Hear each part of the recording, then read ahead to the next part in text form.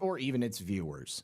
The information contained in this program is not to be confused with medical or legal advice. An appearance on this platform is not necessarily an endorsement, but as always, we encourage you to do your own research.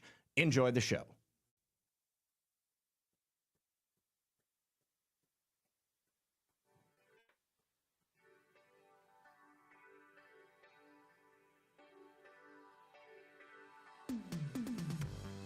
Good evening, everyone. And, of course, welcome back. Yes, my friends, to another very exciting episode of Red Pill News Live. Hope you guys are having a lovely day. Thank you so much, everybody, for joining us. I really do appreciate you being here. God is good. Tina Peters is free. And, of course, she's got a big set of plans ahead of her. I appreciate each and every one of you for being here with us today. If you guys haven't yet, do me a favor, hit that like button. You can also help us out by sharing the show. That would be awesome. We've got a lot to talk about. Huge weekend in New Jersey at the Delaney Ice Facility. I said last week I thought this was a bit of a honeypot. I'm pretty sure now that's exactly what it was.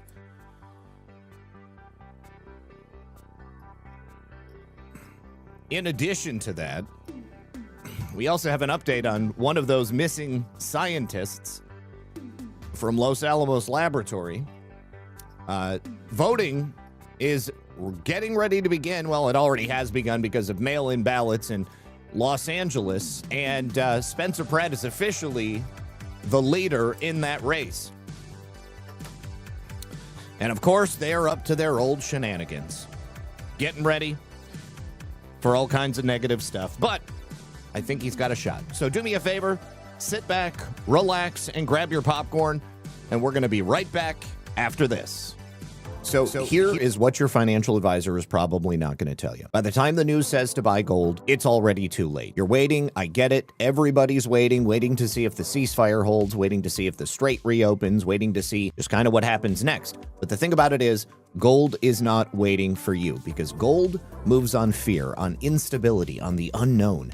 And it moves a lot faster than you can react. So while you're waiting for certainty, the rest of the world is planning for what comes next. So you can wait or you can prepare, but you can't do both. And remember, the best time to put on a seatbelt is before the accident happens, not after. So if you're finally ready to act, then it's time to reach out to Noble Gold Investments. They help Americans just like you protect their savings with physical gold and silver. It can get shipped right to your door, or they can hold it in a tax-advantaged IRA. No taxes, no penalties, no rollover fees on 401ks or an existing IRA. So visit noblegoldinvestments.com/redpill78 and get your free investor kit today. 5 minutes today could protect decades of savings. Once again, noblegoldinvestments.com/redpill78. Don't be the one still waiting.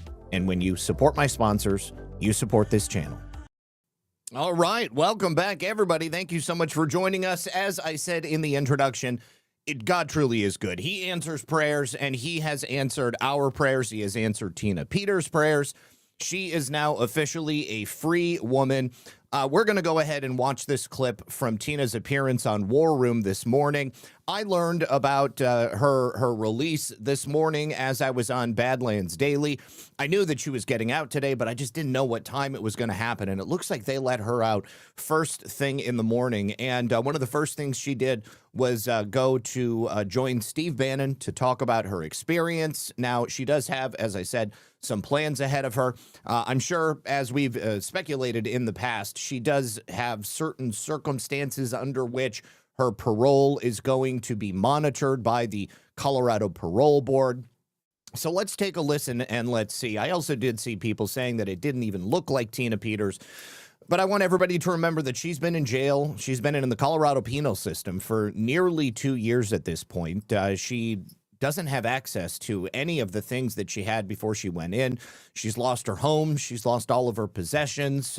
She, of course, has been eating food that has been, probably not doing great things to her body. She's also been kept out of the sunlight for the last 2 years. She doesn't have access to the makeup and everything else that she had before. So I assure you, this truly is Tina Peters. Let's take a listen. Tina, tell us what's it like to be finally a free woman? You know, Steve, I'm not even sure yet. After 606 days in prison, it's been quite the ordeal, but I really want to thank God for his faithfulness and getting me through it. And, it's been, I think probably for me, Steve, to impress upon every person out there how hard it is to lose your liberty, how easy it is to lose your liberty, but how hard it is to endure it. And, and I'm so grateful to the supporters out there that have stood with me. My close circle, Marcy, my best friend, who I called every day. After they kept putting me in the hole, she made me promise to call her in the morning and at night every day. So people that wanted to get me a message could always reach her.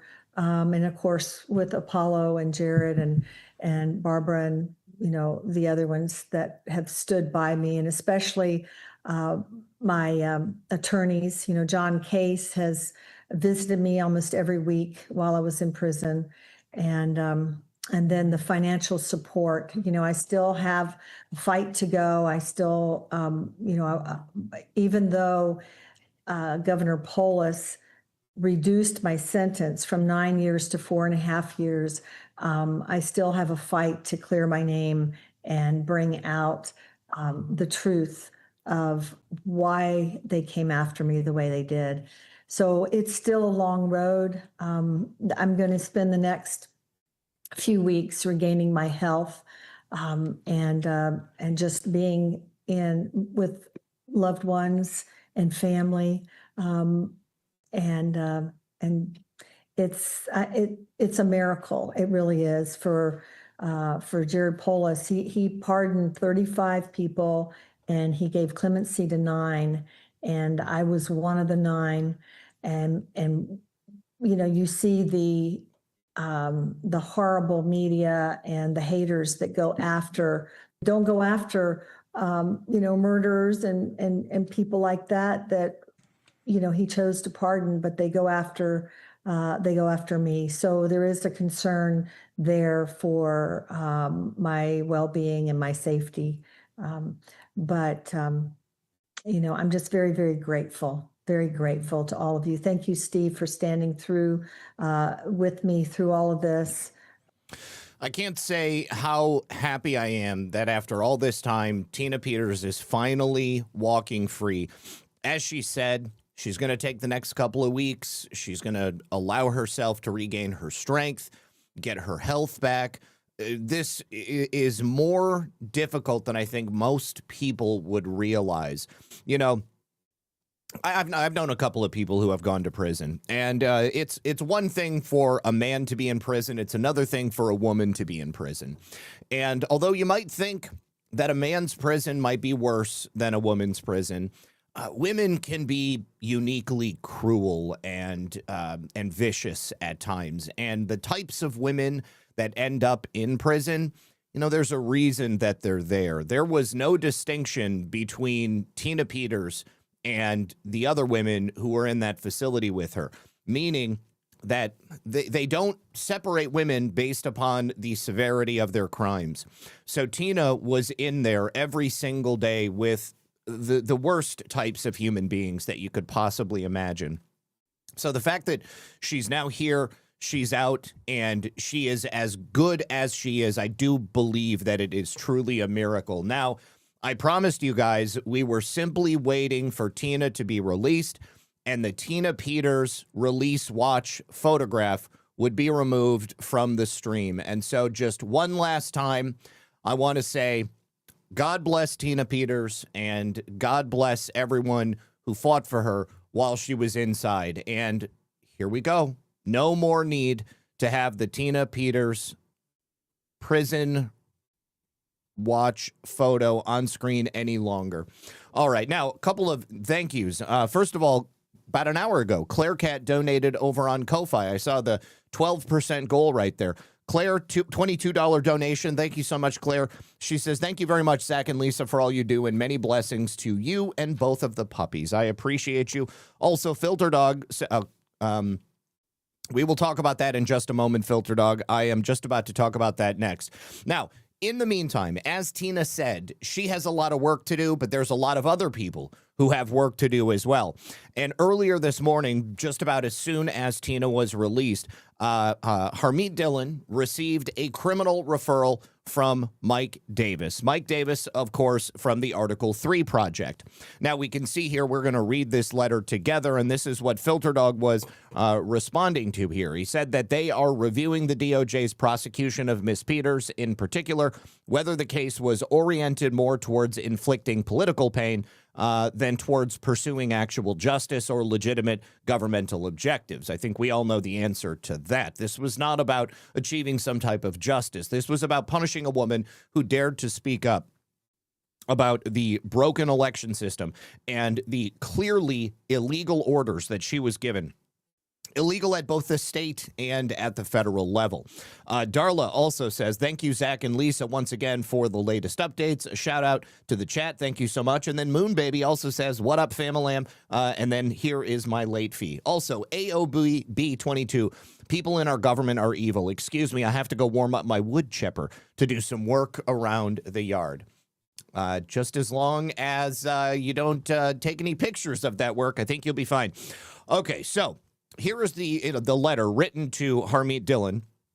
Dear Assistant Attorney General Dillon, on behalf of the Article 3 project, I write to urge an investigation of potential federal civil rights violations of Tina Peters, the former Mesa County, Colorado clerk who just received a righteous and courageous commutation by Colorado Governor Jared Polis of her astonishing and illegal 9-year prison sentence. And then he references a couple of U.S. statutes, 18 U.S.C. 241, that is conspiracy to violate rights, 18 U.S.C. 242, that is deprivation of rights.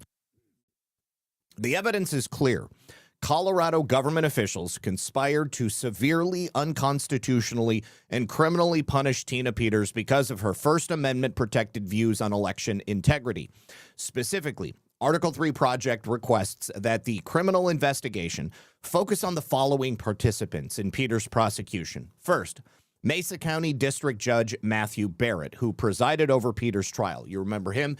He was the man who spoke at her sentencing. He was the judge that oversaw the trial, and he was just vicious, absolutely vicious, and clearly was unconstitutionally encumbered by his treatment of her. He considered her constitutionally protected speech when he gave her the sentence that he did, a sentence that under any other circumstances would have been considered ludicrous, something that you just would not expect to see. But the America we live in today is very different from the America that I think many of us remember from our childhoods.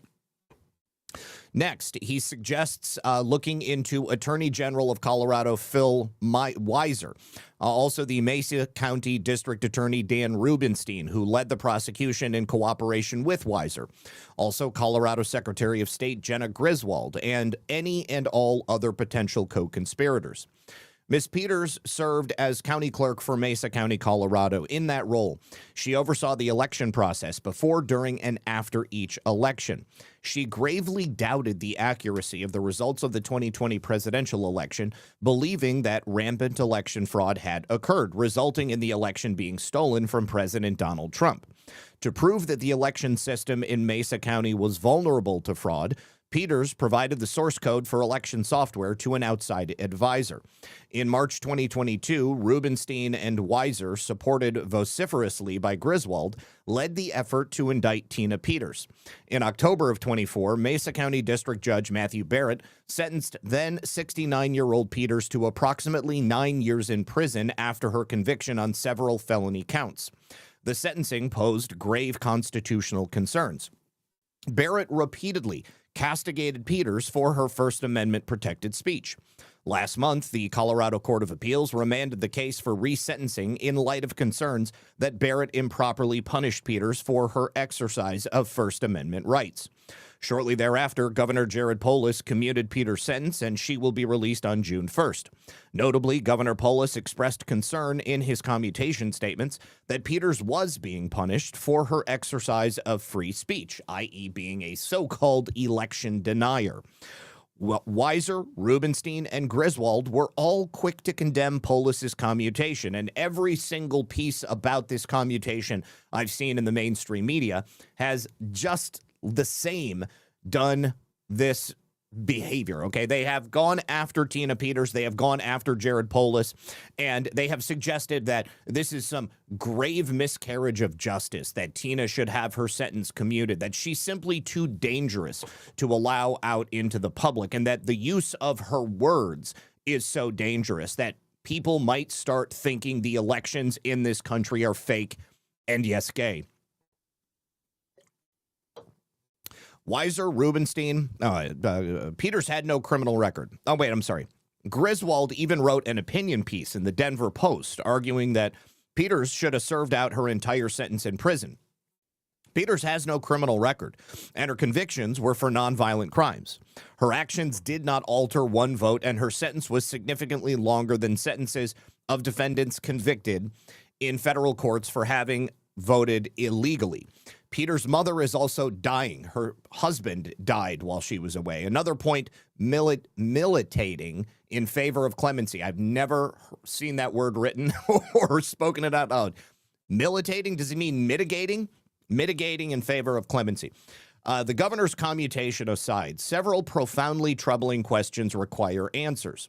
What coordination did Griswold, who allowed the passwords of sensitive election-related material to be published, have with Weiser and Rubenstein? Did Weiser and Rubenstein prosecute Peters to punish her for her views on the 2020 election? Views which, contrary to Griswold's claim, had nothing to do with her offense. Did Barrett impose a longer sentence on Peters because she exercised a cherished First Amendment protected right? Only a criminal investigation can answer these questions because judges and prosecutors are absolutely immune civilly under 42 U.S.C. 1983. You can see Imbler versus Pachtman, 424 U.S. 409, 1976. Prosecutors in Pearson versus Ray, 386 U.S. 547, 1967. Judges. This protection, however, does not extend to criminal liability. See Imbler, 424 U.S. at 429, noting the civil immunity does not protect prosecutors from prosecution at the state or federal level for violations of a defendant's rights. He goes on to mention a couple of other cases, noting that judges can be prosecuted just like other citizens. Crucially, Dennis dealt, that's a case, with official judicial acts, so it is implausible that the Supreme Court was referring to conduct that is plainly unofficial, i.e. drunk driving or domestic violence against a judge's spouse. Dennis extended the court's holding 6 years prior in O'Shea versus Littleton, underscoring that the Supreme Court has never held that executive, legislative, or judicial officers are immune from criminal deprivations of constitutional rights. Tina Peters is extraordinary. Rarely does an appellate court, all Democrat appointees, vacate a sentence due to its profound concerns that a defendant was punished for having exercised a core constitutional right. Still rarer is the case where, in commuting a sentence, a governor expresses the precise same concerns. This is particularly true when the governor is the opposite political party, like Governor Polis is of Tina Peters. No one is above the law, including secretaries of state, district attorneys, attorney generals, or judges. There is ample reason to commence a criminal probe into whether Peters was the victim of criminal conspiracy to violate her rights designed to punish her for being an election denier. The Article 3 Project thanks you for your attention to this matter of the utmost importance to the rule of law. Now let's just jump on over to Harmeet Dillon's profile and see if she makes any mention of this. Oh my gosh, a pair of squirrels with deformed tails. I've seen this quite a bit. They might lose their fur if they've got mites or something like that. Okay. Looking. Okay, so I don't see. Yeah. Okay, so she hasn't posted anything about it yet. Let me just go to the DOJ. I would love it if we have an official comment. Well, maybe we go to the Civil Rights Division.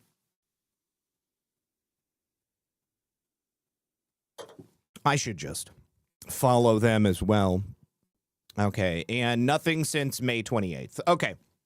So we'll keep our eyes open. C-I-P-E-P-E? I never know how to say your name, bro. You're going to have to tell me. Spell it phonetically. Sipe01. Zach, thank you and Lisa for helping me with my subscription last week. Thank you for your continuous support of Tina. Oh, yeah, okay, awesome, brother. Yeah, not a problem, man. Yeah, anybody out there, if you've got a subscription that you signed up for to donate on the website, and you don't want to do it anymore because you would rather donate like through the chat so you can send messages, I'm totally cool with that. And you actually would have gotten an email when you signed up. It's got a bunch of information in there, but you can always just like send me an email to my Proton and we'll take care of you. I appreciate anybody who supports me any way that they feel called to do so. So yeah, not a problem. And I really appreciate your generous support there, brother. Thank you so much. All right. Also, Ina says, good day all and love Tina Peters. And Just Josie says much love. Thank you, both of you. All right. Now, it is with a heavy heart on the back end of the Tina Peters announcement that I need to let you guys know that the Justice Department has unfortunately been forced to drop President Trump and the DOJ's planned $1.776 billion weaponization fund. So the Justice Department has actually released a statement on this, and this is in regards to the to the decision by the judge that was recently handed down, forcing the DOJ to do so. I don't believe that this is going to be the last we hear about this weaponization fund. I think that there are a couple of moving pieces which unfortunately need to be put into place before something like this will be able to get all of the T's crossed and the I's dotted that it needs.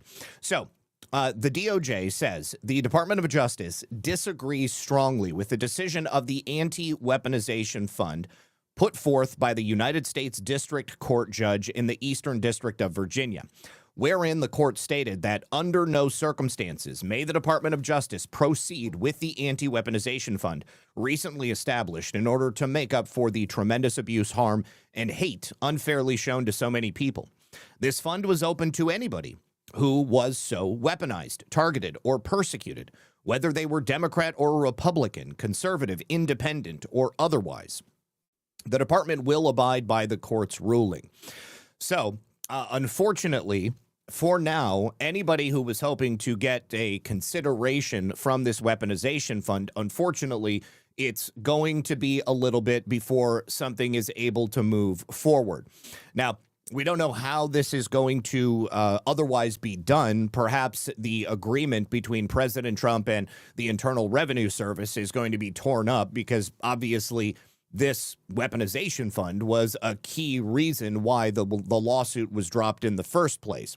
So there was also apparently a number of senators who were so angered by the fact that the DOJ was going to offer this weaponization fund because ostensibly it would benefit people who had previously been prosecuted for January 6th, that they were essentially threatening to block anything that President Trump wants to do basically until the next Senate comes in, which would mean that for the rest of the year, nothing would be passed, and certainly the Save America Act would not be passed either. Now, I don't have any faith in John Thune to pass the Save America Act, but this apparently was just so offensive to them that they were screaming at Todd Blanche, and they were very, very upset with President Trump. Now, you also have the situation where a number of senators were basically pushed out because President Trump chose to endorse some upstart new America First candidates. And so they were very, very upset about that as well.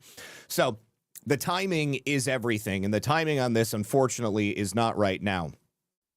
All right, so moving past that, I do have some good news from down here in Florida. As it was reported last week, Governor Ron DeSantis had called for a special session in Florida to force the Florida state legislature to take up the single issue of property tax reform, meaning that likely if you are a homeowner down in Florida and your house is worth up to a certain amount, then you as a homesteaded property owner are no longer going to have to pay property taxes. This is exactly what I need. This is exactly what I want.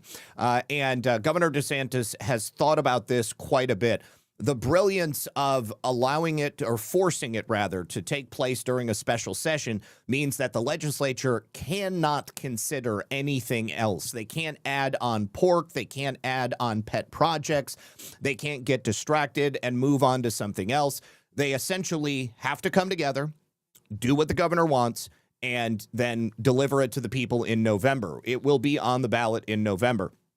So what they're looking to do is a set of phase-ins for property tax removal. So right now, the county, if your house is valued for the county at like $250,000 or below, your property taxes would go away. That is essentially 60% of homesteaded property tax owners in the state of Florida.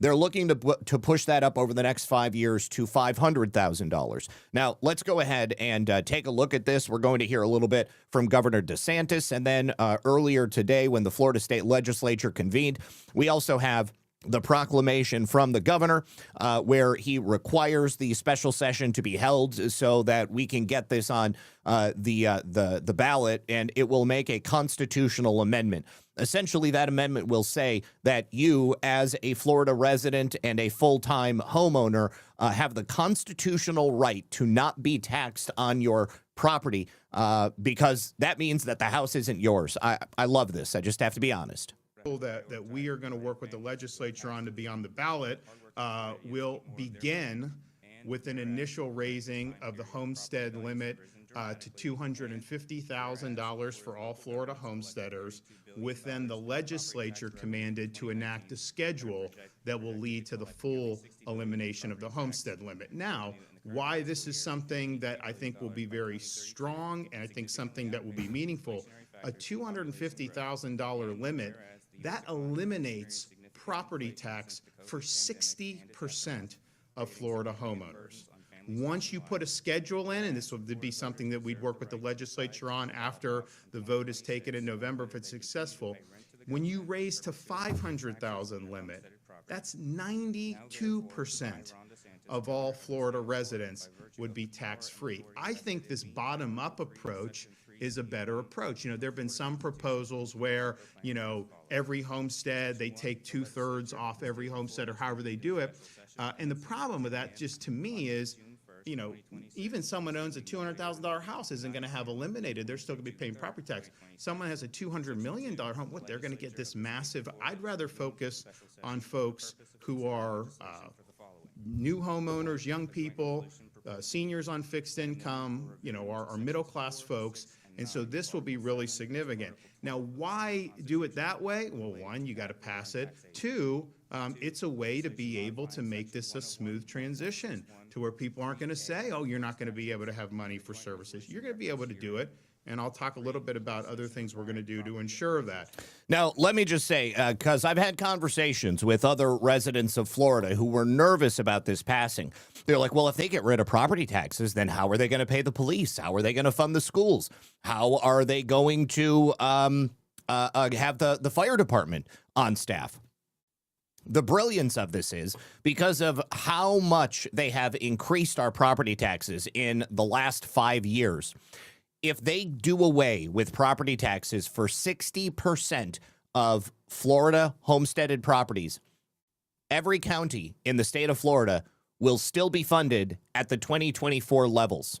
Okay? In the last 2 years, I can tell you my city services have not increased in quality.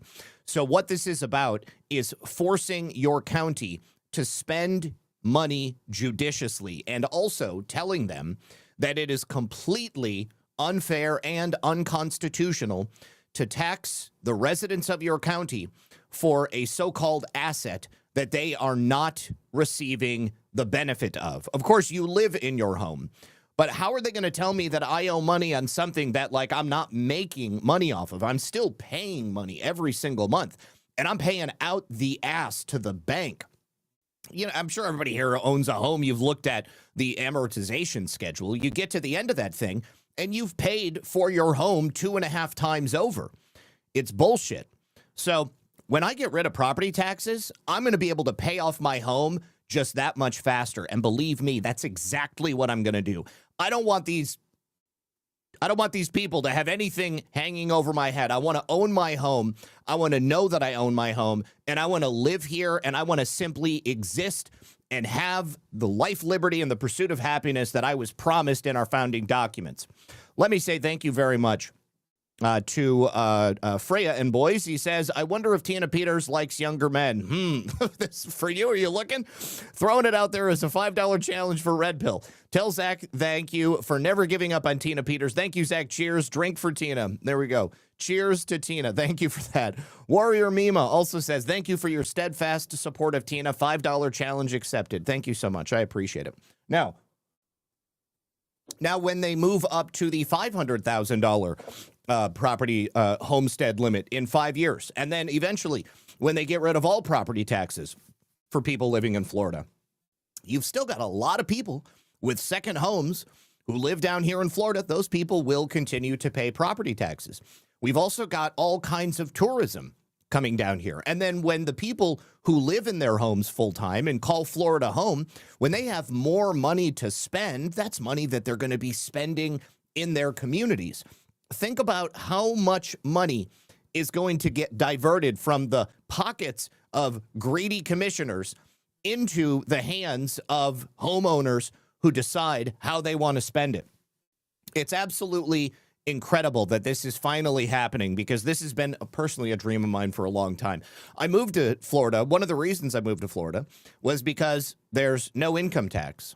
And so I was like, that's great. Like, already, as soon as I moved to Florida, I was saving thousands of dollars a year rather than living in Michigan. Now, if they get rid of if they get rid of property taxes for homesteaded homeowners, it's incredible. I will be living in probably one of the freest situations that I could ever imagine. Now, in addition to that, Florida has a surplus, okay? We take in more money than we spend. And Governor DeSantis has been really, really good about forcing the legislature to think about the money that they want to spend, and not just spending it because they want more and more money. Because as soon as that happens, everybody here knows, once they get the check, they are never going to give it back. And that's why we have this shit happening here at the federal level. So any local small county that may have problems meeting their obligations because, they lose too much money in property taxes, there's going to be a grant process that the state government of Florida will offset those costs for those local communities. So nobody has to worry about not having a fire department. Nobody has to worry about not having a police department. People also will no longer have to worry about counties paying out vanity projects or skimming off the top for DEI hires, or giving out grants to local left-wing groups so that they can go protest. So much is going to happen. I can't wait. So this is something that can actually get done. I think it could be meaningful. Right off the bat, 60%, do nothing. Everyone else is still getting a massive tax cut. And then pretty soon, you're going to end up having over 90% of Florida homeowners for sure. And then as you go up, obviously you sweep more people in. But that's just something really significant, that 92% of the people in this state who own a home and are homesteaded, would not have property tax just by getting the exemption up to that level. That's something that's really, really meaningful. And those are the people that I really, really want to help, because we've seen all the things that, have been difficult. So many young people feel that not only can they not buy a home because they know they're going to get saddled with ridiculous property taxes, they're also going to get hit by the scam insurance company, which is going to raise your rates every single year. And they feel completely robbed of the American dream. And then you add to it elderly people who come here to retire, thinking that they're going to be able to live within their budget, and instead the county taxes them out the wazoo for property taxes and then makes their lives more and more difficult every single year. It's forcing people out of Florida. I understand we don't want everybody to move to Florida, but they've also worked that in. If you come to Florida after this constitutional amendment has been passed, there is a 5-year phase-in period where you must pay your property taxes during that time. And then afterwards, you have to be a full-time Florida resident. You have to give back to the community if you're going to get the benefit of what we're going to be offering. Let's see. I need to say thank you to G. Fontez, who says, balls, I got to pay the late fee now. Well, thank you for that, G. Fontez. You are absolved, my son. Trisha Q. Patriot Texas says, pray for Texas and this nation. The Rare Foundation. What is that? That is some Muslim-related garbage. You guys are fighting back. Anandak says the Supreme Court needs to rule that the lower courts can never overturn the ruling of the president. Unfortunately, I don't think that that's going to happen. It's part of the separation of powers. If that were the case, then we would never be able to question anything that the president does, and that stands for every president who comes after President Trump. Although I think that there are certain circumstances, like why is he unable to come to an agreement after the IRS had admitted fault in allowing his taxes, his children's taxes, and so many other people's taxes? Islamic far-left bully campaign to force Texas school to reinstate pro-Sharia principal Shema al-Zubi. Parents pack June 1st. Okay, so it looks like this is a call to action for people to come to a meeting. Is that tonight? Okay, so we'll get to this a little bit later in the show because I've got a flow that I want to make sure we go through. All right, and then thank you, Trisha, and then also thank you to Jep863, who says, Fortina, Zach, sorry I joined late, but did you hear that they increased the tax free on guns and ammo in Florida from, I believe, September till... Oh, you're saying right now we still have a tax holiday on guns? No, I did not know that. But hey, you know, I'm always looking for reasons to buy more ammo and more guns, more brass and more steel. All right, now actually, why did that just pop up twice? That is so weird. Okay, thank you again, Sipe, for that generous donation. All right, so we have an answer as to what happened, in a manner of speaking, to one of those missing scientists. That missing scientist is a woman by the name of Melissa Casillas. She's 53 years old. She went missing from Talpa, New Mexico. I believe it was last year. She lived in Rancho de Taos, and she had been married to her husband, Mark, for 20 years. They had an adult child by the name of Sierra. Melissa and Sierra were very close. Melissa and her husband were avid hunters. They also had a hunting and it was like they had a hunting store, and then they also did tours out to go help people hunt, bow hunting, and that sort of thing. She was also a competitive shooter, competitive bow hunter, and she and her husband both worked at Los Alamos Laboratory, and that is her connection to all of these missing scientists that are coming from the sort of same discipline. Now, Melissa's disappearance was very odd. She and her husband went to work in the morning. She claimed when she got to the gate that she didn't have her ID badge. And so Mark, her husband, went into work. She left and she said, I'll just go home and get it and I'll come home at lunch. She went home and she went and met her daughter for lunch instead. She brought her lunch. They had, just a normal day together. And then Melissa left and she literally walked away from everything. Her life, her purse, her wallet, her phone, everything was simply left where it was in her home. So New Mexico State Police have announced that they have in fact found Melissa, and she's not alive. They are her remains. She was, again, a scientist and an employee at the Los Alamos National Laboratory, and the Office of the Medical Investigator for the state of New Mexico has not yet released a cause of death. I don't know if they've actually determined a cause of death, but her body was found in the McGaffey Ridge area of the Carson National Forest, and there was a firearm nearby. Now, I believe the firearm was the only thing that she took when she left her home that day. She was seen on a couple of surveillance cameras, I believe a Ring camera, and then also a camera that somebody had pointing towards the road she was walking down. It's unknown how long her body was in the forest before it was found, but the weird thing about it is that the body was in an area that had already previously been searched by the U.S. Forest Service on numerous occasions. And the U.S. Forest Service has been doing restoration work in that specific area since December of 2025. So for the last 6 months, somebody has been coming and going from there. And then back when Melissa actually went missing, they went and looked there intentionally. Now, Melissa's father also said that she was the kind of person, she was a survivalist. You know, she could go out into the woods and she could live off the land, and she would have been able to do that comfortably for as long as she wanted to. But that is a very strange aspect to this. The way she disappeared was also very strange. All of the records from her phones, her identification, all paperwork that she might have wanted to take with her if she was planning to disappear was simply not there. So I'm going to read this segment to you here from the Daily Mail. So Casillas vanished after dropping off her husband, another Los Alamos employee, at the facility that June morning, 70 miles from their home. This was when Casillas' behavior allegedly became unusual, as she claimed she would need to run back to the house after she forgot her entry card for the lab.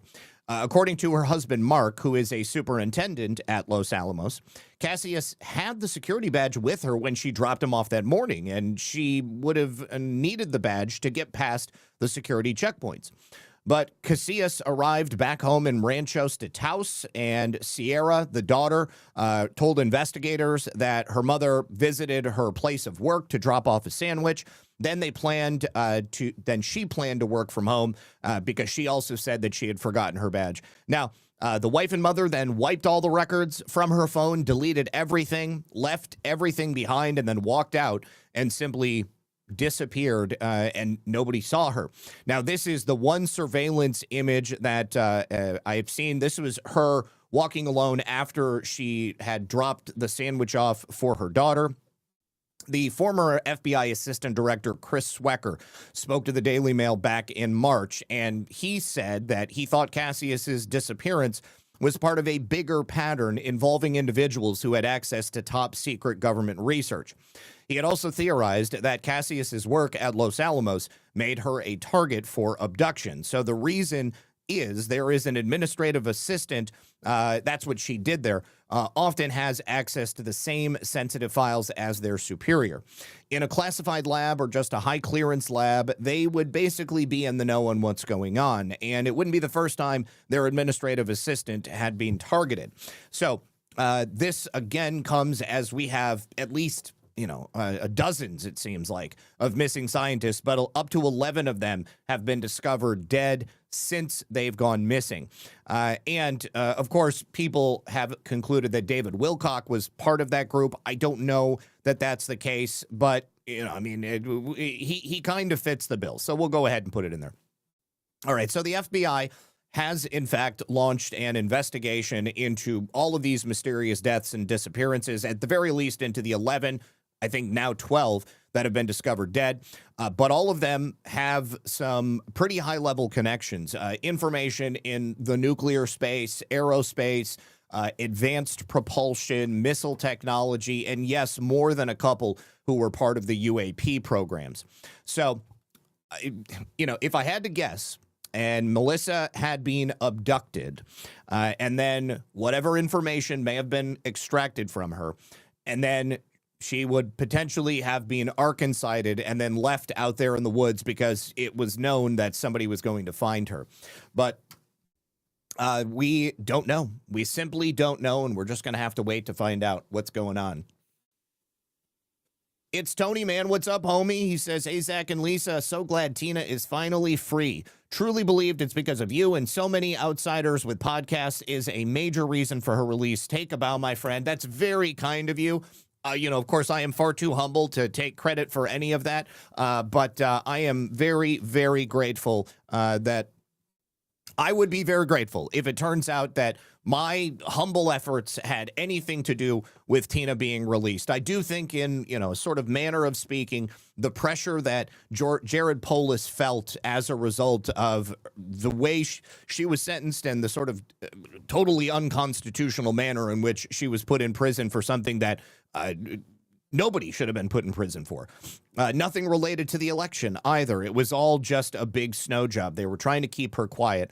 So thank you again. I appreciate it. Filter Dog says a statement from the Colorado AG about Tina. Oh, you can imagine that they are probably talking all kinds of shit. Let's go ahead and take a look at that. Thank you, Filter Dog. Anandoc, thank you again. All right, so this is Phil Weiser, one of those people that the Article 3 project has suggested should be looked into. Tina Peters may be free from prison, but she isn't free from her crimes she committed tampering with her county's election equipment. She wasn't convicted of that. She is a convicted felon, and I remain concerned about her conduct upon returning to Mesa County, given her lack of remorse for her crimes. I will continue to fight Tina Peters' efforts to overturn her conviction in the courts. The safety of our elections and the rule of law require it. What a blowhard. All right, we also have an update, a very unfortunate update on that toxic chemical tank implosion that took place in Washington that we talked about last week. At that time, all we knew was that there was an implosion or an explosion, and there were likely casualties. Well, 11 people have now been confirmed to have lost their lives in one of the deadliest industrial accidents in the history of the state of Washington. And again, if you didn't see that report, we are talking about a massive chemical tank that contained thousands of gallons of a highly corrosive substance. It's called white liquor. This ruptured and imploded at the Nippon Dynawave Packaging Company. It's a paper mill. The incident took place around 7:15 a.m. local time, and the tank held about 900,000 gallons of white liquor.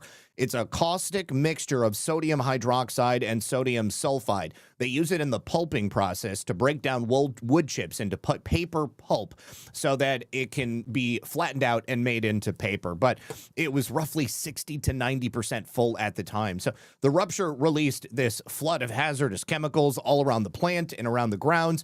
It overturned vehicles, it damaged structures, and it contaminated ditches and the nearby Columbia River. So undoubtedly, there is also an environmental cost to this as well.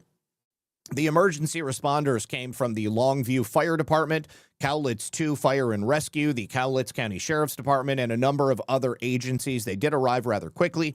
It was reported initially that they only knew of at least one dead with at least multiple people injured, but there were 9 people who were unaccounted for, and 2 workers were transported to area hospitals. One of those people later died. We do have a clip from local news discussing the unfortunate deaths. And actually, you know what? Maybe this is just a raw footage. Let's take a listen. Oh, man.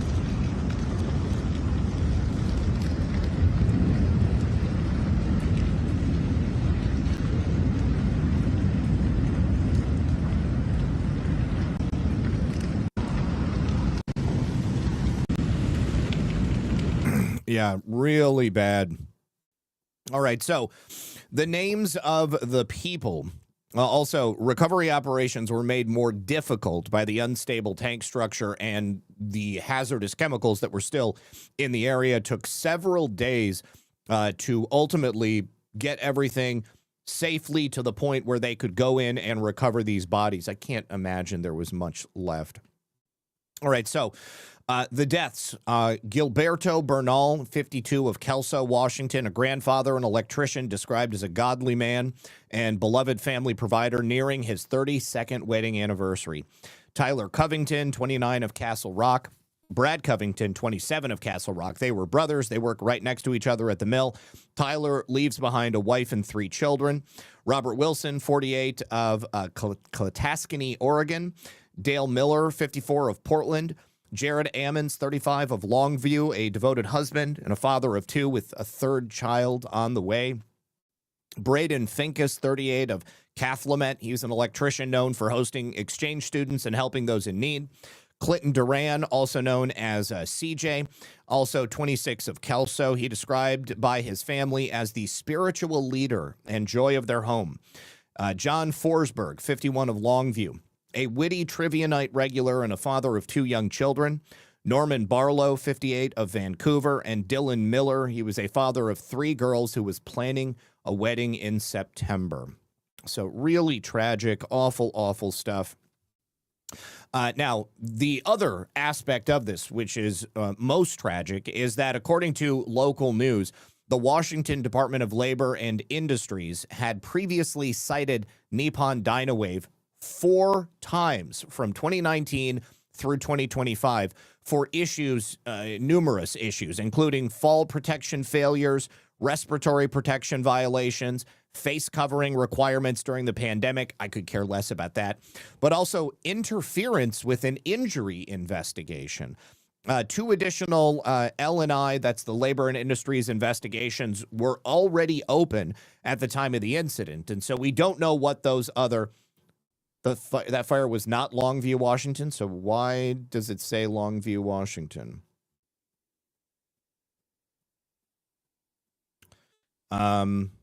Washington State. Everything is reported to be at Longview, Washington. I think that there was another fire at another paper mill in another location. So we also talked about that. And so you may be getting that mixed up. But everything here for this particular story is Longview, Washington. Let me go ahead and let me go to the local reporting on this so that I can prove it to you. Longview. Oh, God, I have to turn off the freaking ad blocker. Okay.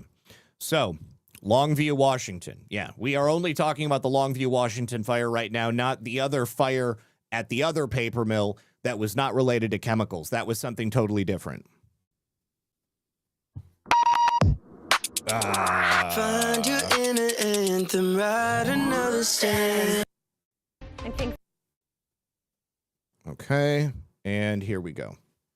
5 is bringing you team coverage of this incident. The King 5 investigators exposing the company at the center of the implosion had a history of workplace violations. Andy Judson has been digging into this paper mill. What did you find out, Andy? Yeah, Joyce, we found before today, the State Department of Labor and Industries, or L&I, had cited the company 4 times for safety violations between 2019 and 2025.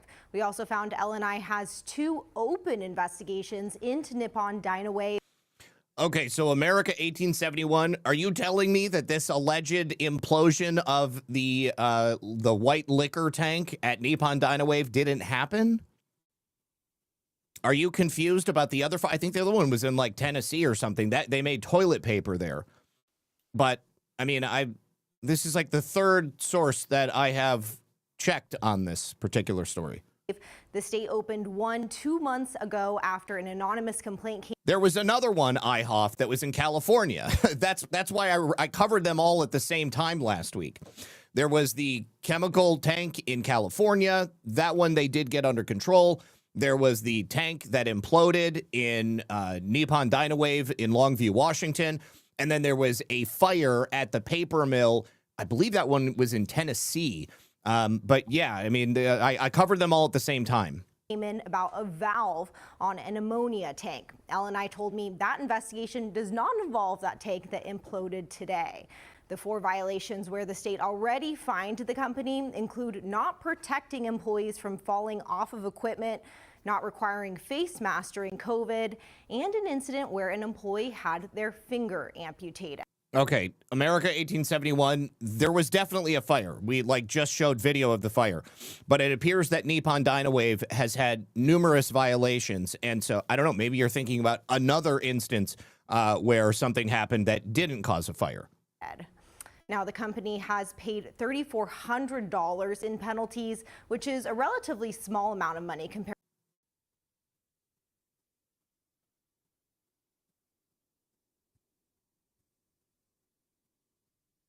And then right here, firefighters battle an industrial fire at Nippon Dynawave in Longview, Washington.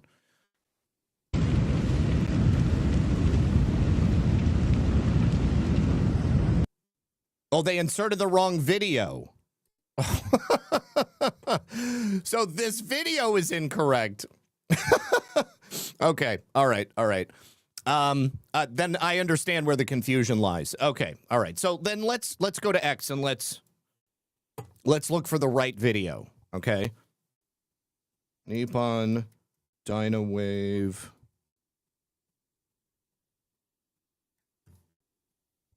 Oh, gosh.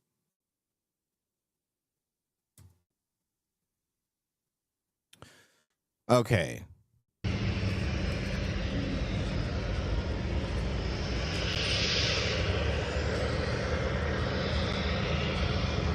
Okay, so the fire trucks are there, and it looks like smoke back there. And okay, so here's another source, RT, that is also saying that this is Nippon Dynawave. I don't know what to believe now, okay? Because I knew I had seen that video from multiple locations, and here is a view from above, but I don't know. It's a big place. So, okay, so this does not look like there's a fire. All right, okay. So then whatever fire they were showing there apparently is not Nippon Dynawave, even though everyone was reporting that as Nippon Dynawave. Here is the imploded tank right here.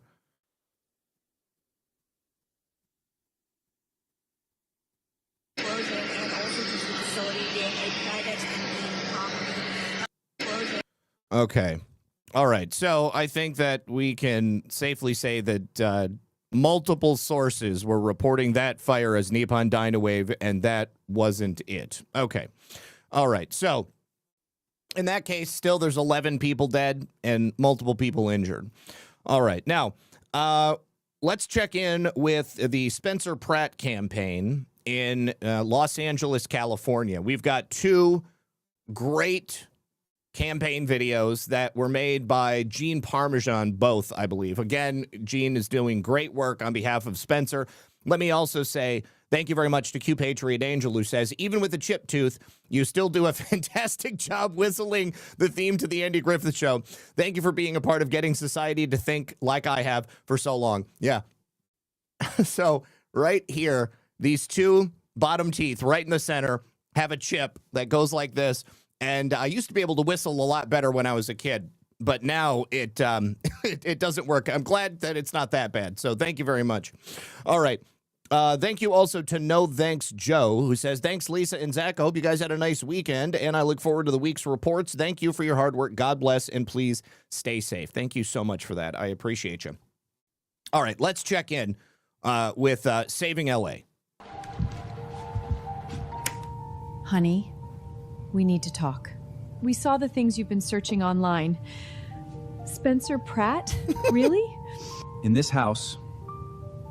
I'm not going to get dentures just because I have a chip in my tooth. All of my teeth are mine. I'm going to keep them for as long as I possibly can. If I did anything, they would put caps on them. But it's not that big of a deal to me to not be able to whistle. We don't believe in Spencer Pratt. He's MAGA. What about Spencer Pratt is MAGA? You know those streets downtown? The ones that are full of piss and shit and homeless people? He wants to clean them up. And those neighborhoods that burned down? The Palisades? Malibu? He wants to rebuild them. You know how people inject heroin in front of children at the park? He wants to stop that. And that's MAGA? Yes. It's a very dangerous ideology.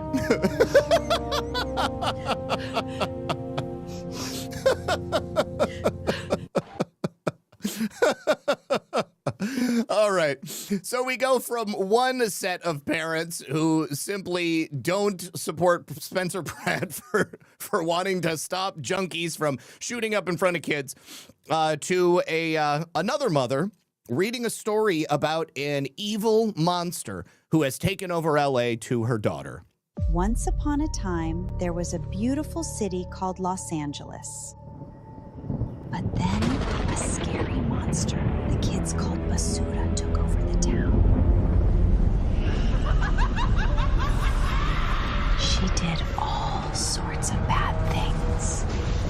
Like what? She let all the drug addicts take over the parks, so no kids had a place to play.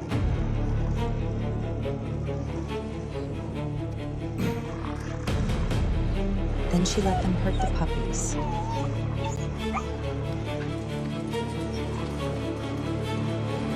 She let them do drugs in front of schools, so none of the kids were safe. While she was partying far, far away, she let the city burn to the ground. That's when everyone said enough is enough. One by one, all the mommies decided it was time to fix things. Remember, there's nothing more powerful than an angry mommy.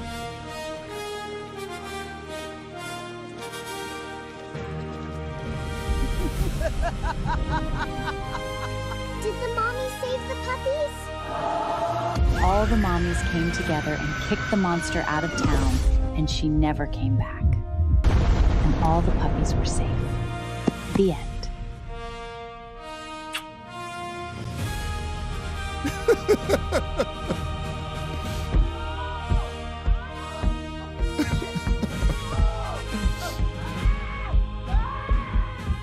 Like General Zod in Superman 2. That's so great. Oh, I love it. Let's see. Chafed Bum says, nobody is free in Colorado. Tina needs to get the hell out of there and retire in Florida where they won't extradite political prisoners. So until she is off of her parole, I don't think that they're going to let her leave Mesa County. I'm pretty sure that they're going to keep her on a tight leash. Cinderblock66 says, you always make me laugh. Good. I'm glad that I can bring some joy to your day. All right. So over the weekend, last Friday, we were talking about the closeness of the polling on Spencer Pratt and Karen Bass. They were basically neck and neck, with Karen Bass just being a little bit ahead of Spencer Pratt. Well, over the weekend, he jumped to now being the leader in all polls. And I realize people are going to say polls are fake, but polls can also be an excellent indicator of general public sentiment. It all depends on who is asking the questions and who is answering the questions. 9 times out of 10, when you're talking about polls that are coming from the mainstream media, they're going to be polling from a very small group, and also they're groups that are going to give the answers that the mainstream media wants to hear, which is one of the reasons I love looking at the polling on CNN recently, because it's all so good for President Trump and so bad for everybody else. So Spencer Pratt is now 1 point leading Karen Bass, the incumbent mayor.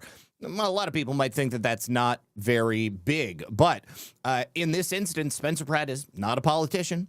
He's simply a common sense guy who was a victim of the Palisades fire.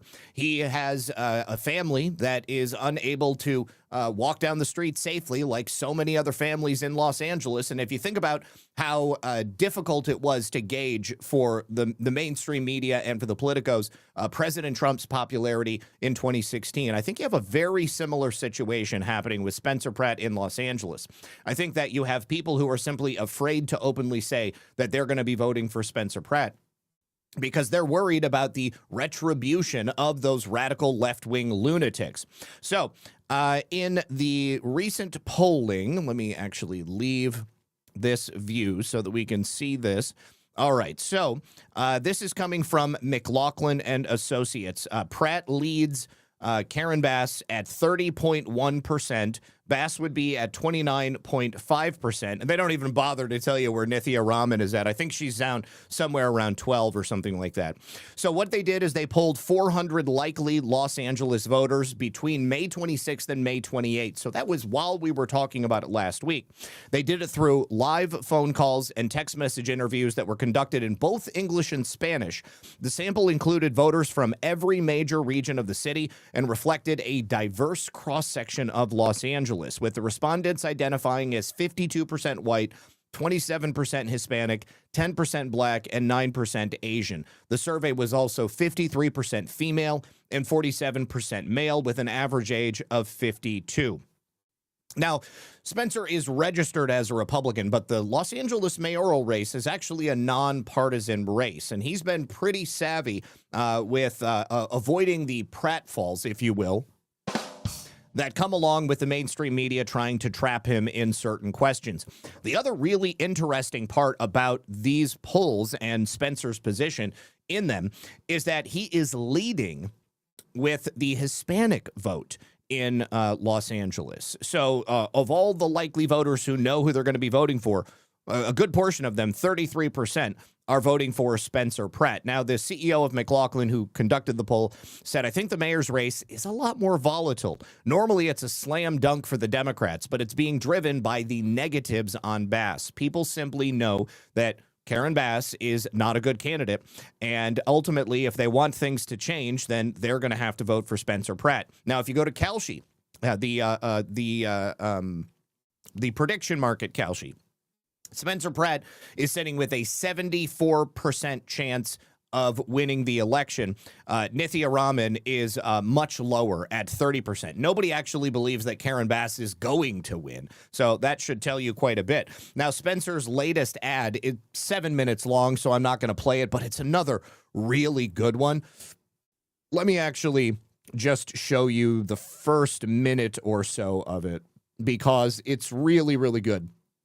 It's essentially a personal ask to voters who plan to support Nithya Raman to come and vote for him instead, because it's obvious that Nithya is not going to win.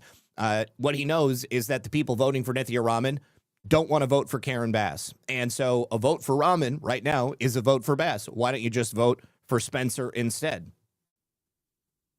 To those of you who are considering voting for Nithya Raman but haven't yet, obviously you and I are in the same place. We all agree that Karen Bass has failed the city as mayor and we need change. Because Karen Bass is not doing shh. And for a moment, you thought Nithya would be an alternative, but since she collapsed at the debate, I'm not sure how to respond. And she's run a very weak campaign. She's doing live streams with the hateful, radical anti-Semite Hassan Piker, who believes we deserve 9/11. 2024 Anti-Semite of the Year top 10 finalist, Hassan Piker. Yeah, you know, I think I have become more aware of these issues over my time on city council. Kill them. Kill those motherfuckers and murder those motherfuckers in the street. Let the streets soak in their fucking red capitalist bloods, dude. Mr. Piker is anti-American. That's a bad look to be doing shows with Hassan Piker while at the same time he is now under investigation, subpoena by the Department of Justice and the Treasury, the Office of Foreign Asset Control. Oh, but it gets worse. It gets worse for Hassan Piker. We will talk about that in just a moment. Hassan Piker was not born in the United States of America. He is a naturalized American citizen. So he is realistically the type of person who could be denaturalized and deported back to his native Turkey. Now, one of the reasons that Spencer Pratt may have jumped in the polls just a little bit and continues to rise is because this report came out over the weekend showing that Los Angeles and the California state government had put together a $2.5 billion aid package for LA fire victims. Well, you guys probably can guess it, but that $2.5 billion, it didn't actually go to fire victims. In fact, they spent more money supporting the anti-ICE riots in Los Angeles that took place last year than they did on any single victim of the fire. Take a listen. This is coming from NBC News. So you know a lot of Democrat California residents saw this report. Leonard joins us now from the newsroom with more on what happened to all that money. Eric. Hi, Carolyn and Robert. Well, you may remember seeing Governor Newsom and a bunch of local leaders out in Pasadena in the days after the Eaton and Palisades fires, pledging a $2.5 billion relief package for fire victims. Well, now we know a lot more about all of that money, that a lot of it. Whoa, big shout out to Untamed Nation. Thank you so much for the raid. I appreciate you, homie. Thank you for being here. It hasn't been used, and the portion that was distributed actually sent very little directly to fire victims. Instead, much of the spending circulated through state agencies for their fire-related work, and we learned some of the money was even diverted to pay for crowd control in last summer's protests against immigration enforcement. This is where nearly $14 million of the state's relief money for the victims of the Palisades and Eaton fires was spent. Overtime for CHP officers sent to demonstrations in downtown LA where protesters marched against immigration enforcement operations. According to this memo, the Department of Finance in June 2025 used some of the fire money for law enforcement unrelated to the fires, but diverting the relief money for crowd control was pre-authorized by state lawmakers. I definitely would not want funds directed to anywhere but in the hands of the survivors who've lost everything. Zaire Calvin has been working to help the victims of the Eaton fire that claimed the life of his sister and destroyed his family's homes. You're looking at my lot, plural, which we had 5 homes on. Lost so much. I've been an advocate since the fires, fighting for my community, rebuild everything Altadena. I had no idea $2.5 billion was designated for fire victims. Governor Newsom. Just think about all of the money, the $100 million LA Fire Fund that they stole, the $2.5 billion fire fund that they stole. They could have rebuilt every single home that burned as a result of this mismanagement. Newsom announced the relief fund near the Eaton fire burn zone in the days after the fires, and fire victims told us back then they needed the help. People who live in Altadena are hoping this is the beginning of more aid and more resources. I would say thank you, obviously, right? Because we need it. But we need more. The bill the governor flashed at that news conference was ABX 14, co-authored by Encino Assemblyman Jesse Gabriel. It directed the emergency money to protect health, protect the safety of persons or property, and expedite recovery.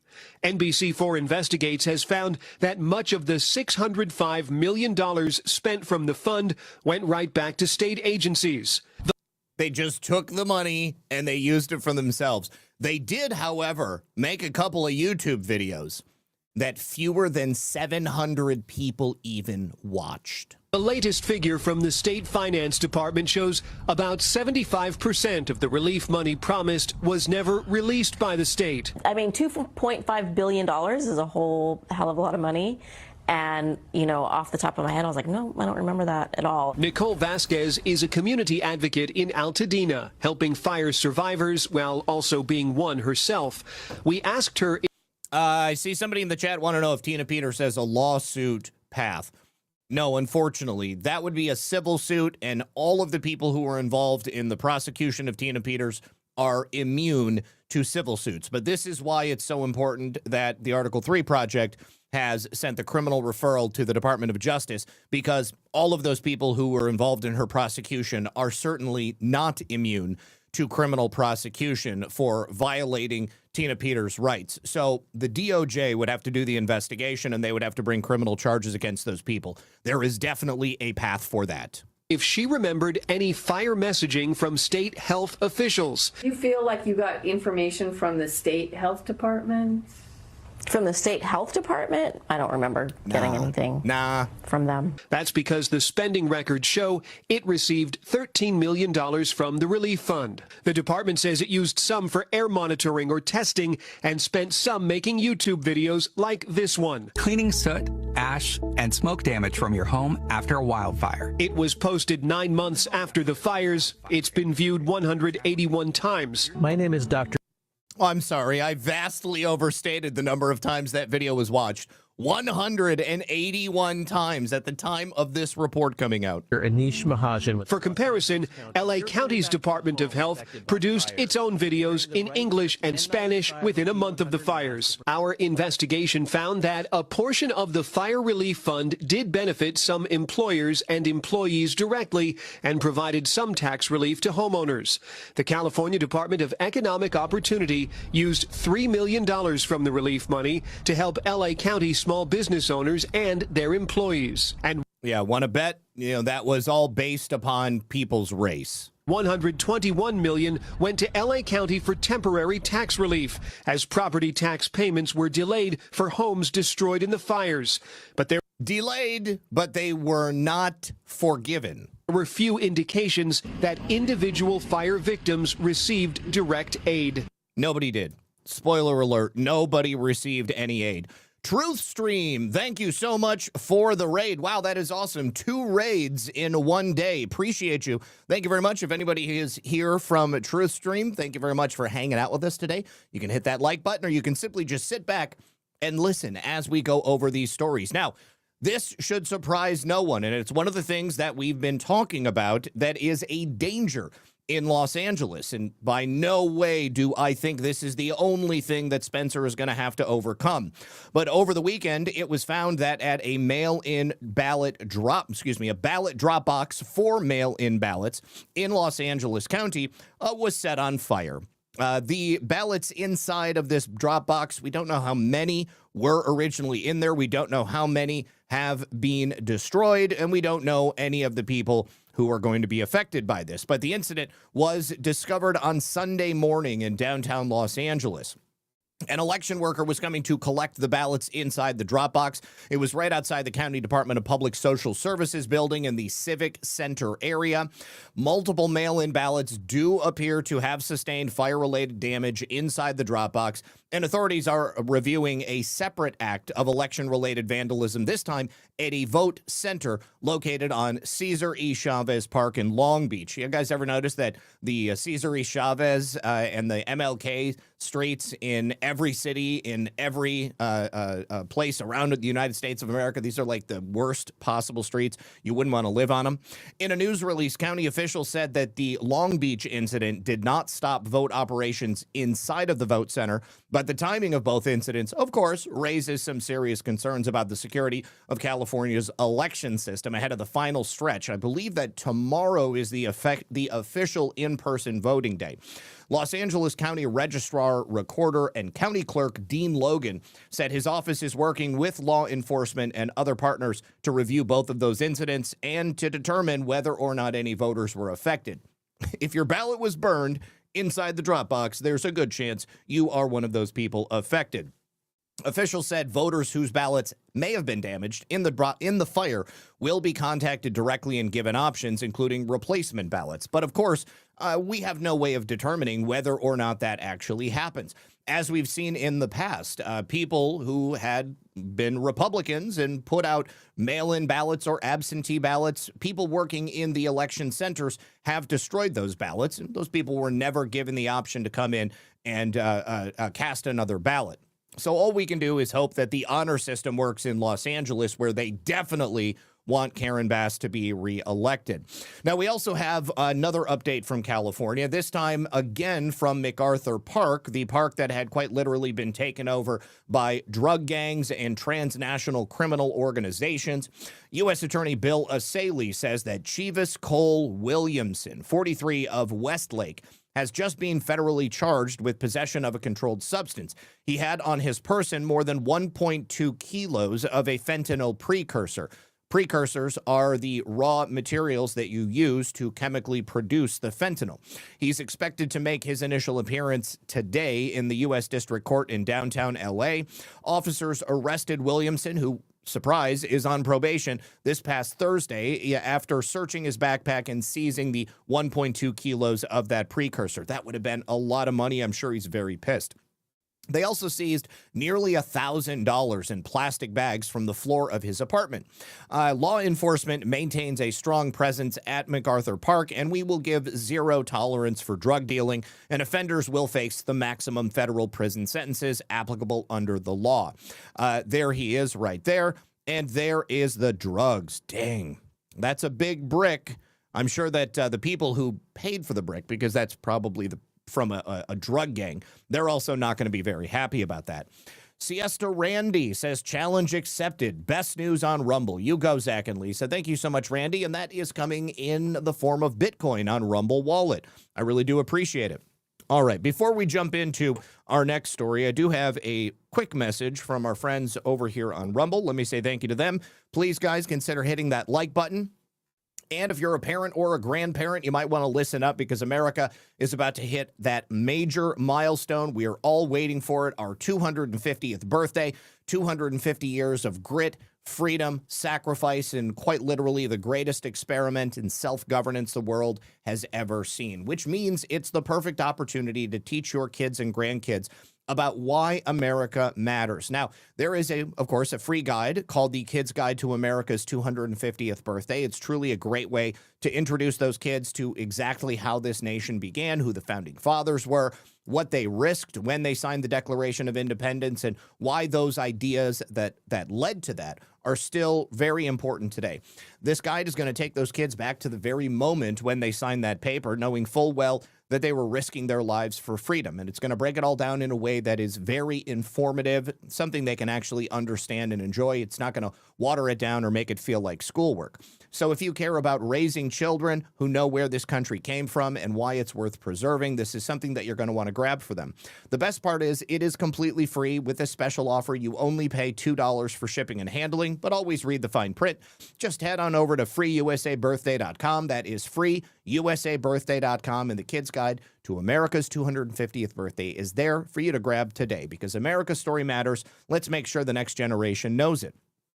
Thank you very much. And also thank you so much to Principled Enigma, who says, I got here late. However, I wanted to report after only 2 servings of kimchi 1, I no longer have that queasy feeling that I've had for well over a decade. What a welcome change. How good this feels. That is incredible. I would suggest that you reach out to them and let them know that you're a viewer of my show and you saw that here on the program and that you are having great results. Definitely let them know. I know that they'll appreciate it as well. All right. Now, let's go ahead and check in with Ken Paxton after his historic upset of John Cornyn, both in the original election and, of course, in the runoff election. He spoke with Maria Bartiromo about just how unprecedented it is. And she had asked him well, in regards to his beating 4-term incumbent Senator of Texas, John Cornyn, last Tuesday, not only beating him, but beating him by 27 points after President Trump endorsed him. She said, you just defeated a 4-term senator. So what message do you believe that sends to Republicans in Washington who are not getting behind President Trump's agenda in a big way? And he said, well, I think it sends a message that we need to listen to Donald Trump. He's the leader of the party. I think that what he's trying to accomplish is what most Americans want. He could not be more correct. Whatever we need to do to get behind the president, I'm here for it, and I think that message has been sent. It's pretty unusual for an incumbent senator to lose. It's almost never happened in the last 50 years. I think maybe twice, and so this sends a message. 2 in a month. I think this is something that they need to pay attention to, and the party needs to pay attention to it as well. They have gotten used to their power and their position, and because of that, they think that they are unbeatable, but they're not, and we are going to show them. Now, in addition to that, the Democrats seem to think that they can just merely get away with whatever they want as well. They can make death threats against Republican voters, against the president of the United States, against their competitors. And up until very recently, that might have been okay. But here we have a situation with a Democrat congressional candidate who was just arrested after pulling a firearm on 2 government workers. And he had also previously issued a threat against a councilman's executive assistant. This guy is a Democrat from Hawaii. And this past week, he pulled a gun on a couple of government officials. There were already signs that he was a troubled person previously. His name is Carol Basin. He's a 40-year-old man, a candidate for Hawaii's 2nd congressional district, and he was threatening 2 Maui County officials last Friday around 9:30 p.m. He ended up running like a bitch and then was arrested several hours later. He's been charged with terroristic threats in the 1st degree, and the Honolulu Civil Beat says that Basin entered a Maui County government building, brandished his gun during an argument with these county workers, and for some reason, the police were not called for another hour and a half. Now, the Maui police chief, John Peltier, said this in a written statement. The Maui Police Department will not compromise public safety. America great again. I will read that in just a moment. Thank you for the support over on Ko-Fi. And incidents of this nature are taken extremely seriously in Maui County. I'm extremely proud of the quick response and professionalism displayed by our personnel, which helped ensure a peaceful resolution. Now, we don't know why he entered the building. We don't know why he was waving his gun around, but that's definitely not something you can just do. A couple of days prior, he had also been escorted out of a town hall meeting after arguing with a council member and his staff. Basin then confronted the council member's executive assistant in a parking lot after the town hall, which again caused the police to intervene. And his history with this individual apparently goes back further. Shortly after 3 p.m. on Friday, the executive assistant for that council member, Jared Angtunong, filed a petition for a restraining order against Basin. And according to that petition, police had escorted Basin from the town hall. He then confronted Angtunong in the parking lot, requiring the police to get involved again. Previously, Basin had called Angtunong and sent a series of profane and cryptic text messages. I did not answer Basin's phone call, but he left a message telling me that I'm a piece of trash and that I should think of my family, and insisted I call him back. In additional texts sent on the same day, Basin wished me luck with prison. Then at 9 p.m., he texted and said, "You are effed." So it suggests that Basin might have some health issues, mental health issues, but he's not the only Democrat to be arrested in the recent days. We have this one, a Democrat candidate for office who was arrested for raping a child in El Paso, Texas. Former candidate for El Paso City Representative in District 5 was arrested on child sex charges. Sean Austin Orr was arrested Thursday by El Paso police after an investigation linked child sexual abuse materials to him. The investigation was a joint operation with El Paso police and Homeland Security. He has a total of 6 charges and has a bond totaling over $1 million. Sean Austin Orr of El Paso, Texas. We'll go ahead and follow that story as it continues to evolve. Surter also says someone should have told him the 40-year-old virgin wasn't a documentary. Thank you very much also to Filter Dog. Attorney General Todd Blanche just confirmed that he is moving forward with an investigation into Barack Obama over his plot to overthrow the United States government in 2016. Also, Super D, thank you for the can. Let's go check in with Todd Blanche. Thank you so much for keeping us up to date. Filter Dog, I appreciate it. Okay, so this is from over the weekend. Where did you see Todd Blanche confirm this? Let me see if I can find anything related to this. All right, Filter Dog, if you've got a link for us, that would be awesome. I would like to see that. All right, now I said things were getting worse for Hasan Piker, and here is the sauce. Hasan Piker was all set to visit the United Kingdom. Apparently, he was going to be speaking at Oxford. But after it was announced that he was under subpoena and that he was being investigated by the Office of Foreign Asset Control, the United Kingdom has decided to revoke his upcoming visa. Now, of course, as you all should remember, the Treasury Department subpoena is looking into not only Hasan Piker, but also Code Pink founder Susie Benjamin. It's not Susie Benjamin. It's Medea Benjamin, if I'm not mistaken, as part of the federal government's investigation into communist activists who traveled to Cuba earlier this year, which was a violation of U.S. sanctions. Ultimately, this is an investigation that will also be looking into Neville Roy Singham, the husband of Medea Benjamin and a funder of radical left-wing causes, which likely are in contravention to the nonprofit rules that he and his organizations must adhere to. So Piker had admitted that as much, that Neville Roy Singham, who is a communist living in China, even though he's an American citizen, has been using his massive fortune to fund a lot of political movements in our country. Now, Piker told his loyal fan base on the platform Twitch that British authorities have denied his electronic travel authorization, which is going to prevent him from traveling to the UK for a series of scheduled appearances, including events at South by Southwest London and the Oxford Union. Approved U.S. travelers to the UK can enter the country with a simple electronic travel authorization, which is a lot easier to get than a formal visa. However, he says, I have been banned from the UK. I've been to the UK on numerous occasions, and all of the things they're complaining about now are things that I've said before.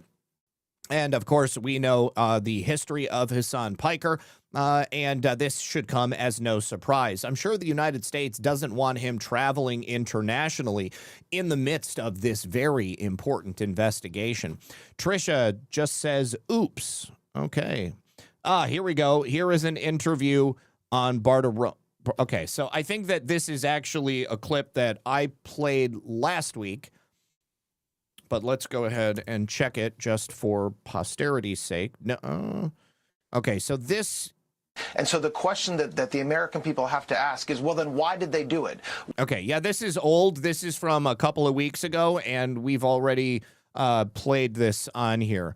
All right, now, let's go check in with the situation at Delaney Hall. This is the ICE facility in New Jersey where radical leftists have been protesting for the last week or so after an alleged hunger strike that the detainees were putting on.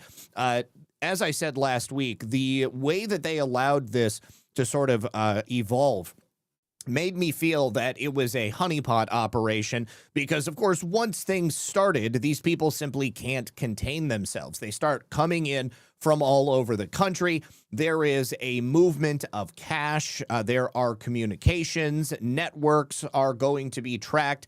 And ICE, over the weekend, ended up raiding one of the encampments outside the facility, which led to a seizure of a number of unknown objects. It could be a seizure of electronic devices. It could be a seizure of perhaps some of the items that these protesters or rioters were using to fight against ICE.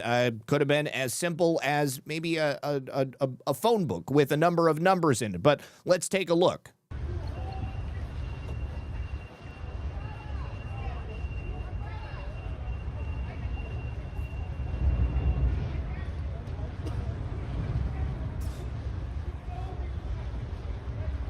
So I believe that those guys are, yeah, so these are ICE or perhaps Homeland Security investigations. They were also on site over the weekend.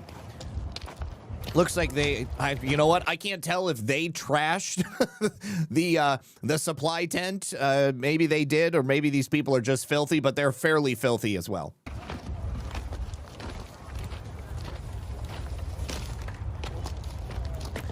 So you can see here, just based upon this video, these radical leftist rioters have got tens of thousands of dollars in supplies. They were set up and enabling an encampment that could quite literally have existed outside of the facility for months at a time. You've got baby wipes, medical supplies, fresh water. You've got food. You've got... I believe that it was even said over the weekend that the protesters were using tear gas themselves. There's certainly a lot of PPE, respirators, recharge filters for the respirators.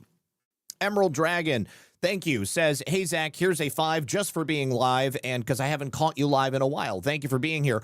Also, it was definitely a seizure of tentacle dildos with those weirdos out there. It totally could have been. Check whatever's here. They walked over here. I don't know if they did anything. So check over here. Make sure nothing wild fucking planted or fucking... It also could have been listening devices to see what they were saying when Homeland Security and ICE weren't around.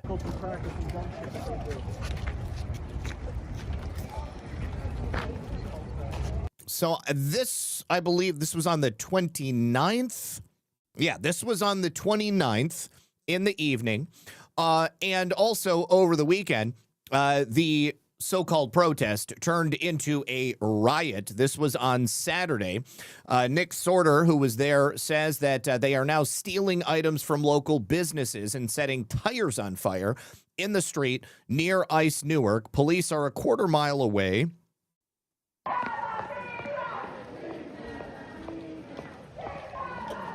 Of course, it is the black bloc elements of this protest which are turning violent and rioting, looting, setting things on fire. These are the people that are coming from outside of the area because they just want to push things as far as they can. They are accelerationists in the purest sense of the word. They are anarchists. All right, so the fires increased, and you can see the police mobilizing here in the background. And as a result of that, the police ended up clashing on Saturday with protesters. I believe that this was a mixture of local police. State police ended up being called in, but there would have undoubtedly been a presence of HSI and ICE in the crowd as well. But you can see here that tear gas was deployed. And after the tear gas was deployed, Antifa was running out, grabbing it, and then throwing it back. Barricades, of course, were set up. And they are demanding the release of all detainees inside the facility, which is totally not going to happen.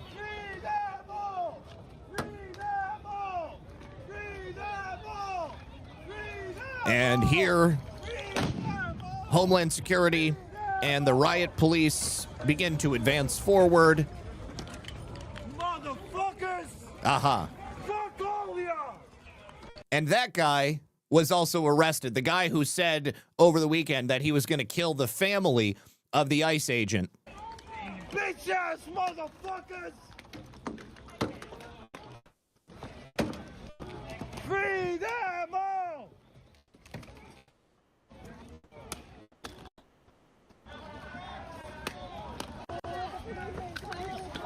Fuck, don't throw it at me, come on.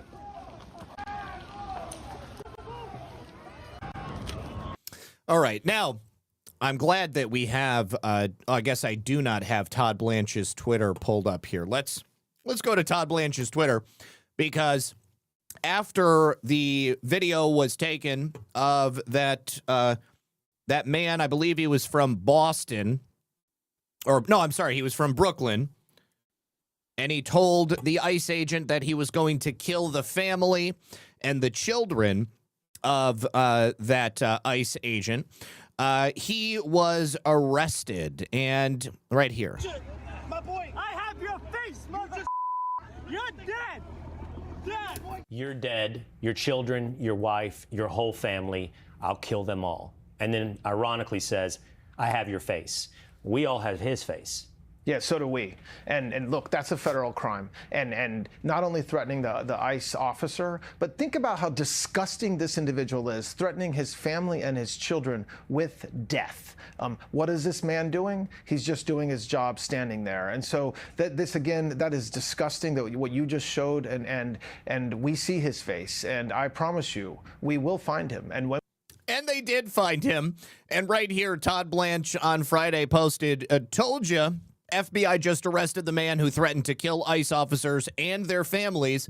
F around and find out. Oh no, my F around find out button doesn't work anymore. What happened here?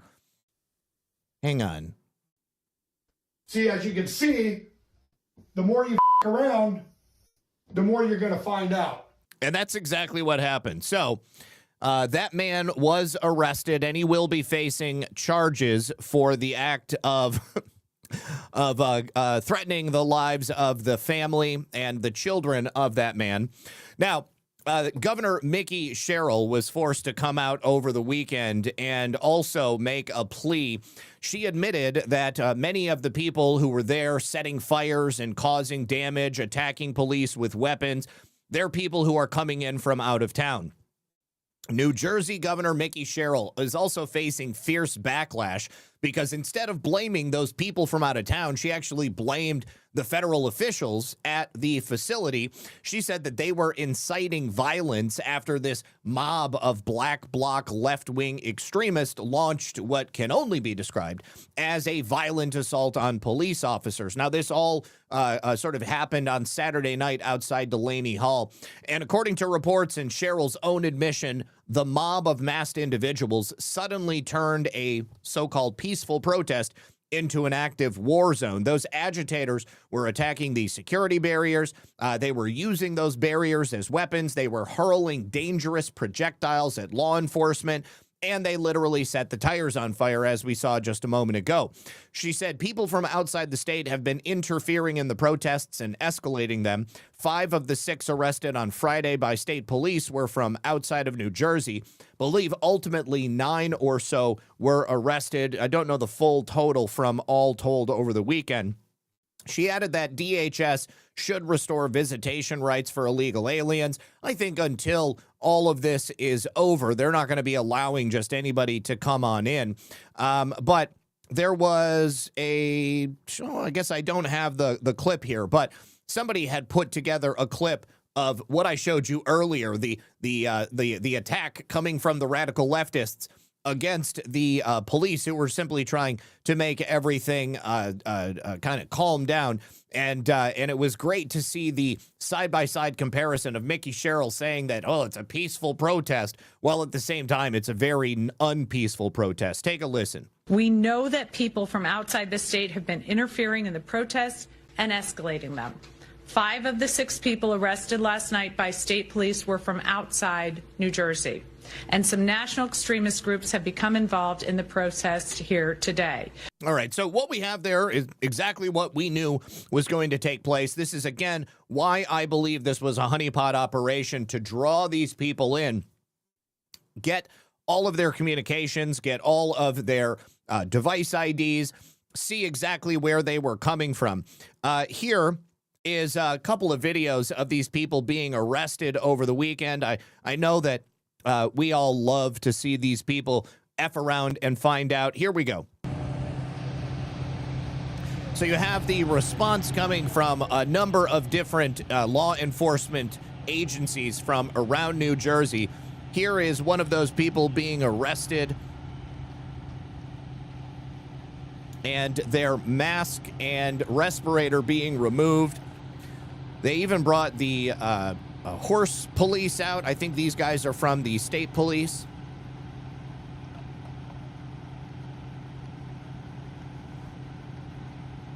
And obviously this guy is one of those Antifa black bloc. You can tell because they all got the Palestinian, Middle Eastern scarves on.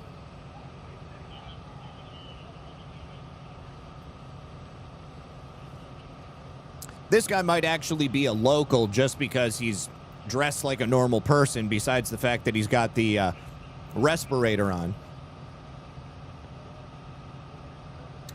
There was also some confusion and animosity that was brewing between the local protesters and then the out-of-towners, the people who had come out just to sort of enrage the situation and create the anarchy. That was interesting to see them arguing with each other.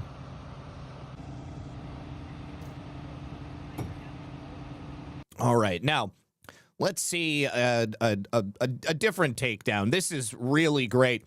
So this guy, they ended up instilling a curfew, and for the people who didn't follow the curfew, they ended up getting arrested. This guy thought that he didn't do nothing, and based upon his status, he could continue to do nothing and just sit on the curb in front of the police, but they weren't having it. Got him! Poof! Be gone! We got you, boy. We got you. All right, now here is another one. Protester being removed from the street after he was surrounded by New Jersey State Police.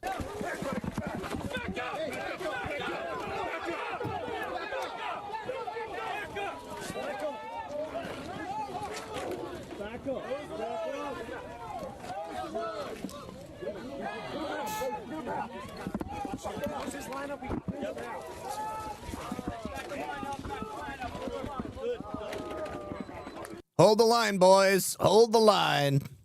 All right, now here is another one, Antifa Black Bloc being apprehended. This time, the Homeland Security actually shared this one. Zero tolerance for rioters, they say. That's one right there. I can't tell if that's a man. I think that's a woman. I can see some boobies.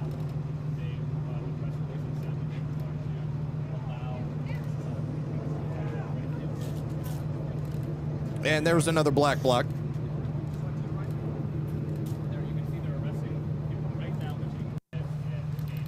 All right. Teresa Pagano says, Zach, it was the rocket explosion you heard last night. I heard it on the West Coast. Shook my home. This is hilarious. So the explosion that I was referring to was not last night, but it was actually earlier in the week. But, you know, I can totally appreciate if there was a rocket explosion. Oh, are you talking about the Jeff Bezos explosion? No. Donald, did you see it? Tell me you saw it. The Bezos rocket, tremendous explosion, best explosion I've seen all year. And I've been bombing Iran, so the bar is very high. His rocket made it 11 seconds. 11. My rockets go to Mars. His went to the ground. Different trajectories, Donald. Very different. I called Jeff this morning. He didn't pick up. Very unusual. Usually he picks up on the first ring. Today, straight to voicemail. Can't imagine why. He spent $4 billion on that rocket.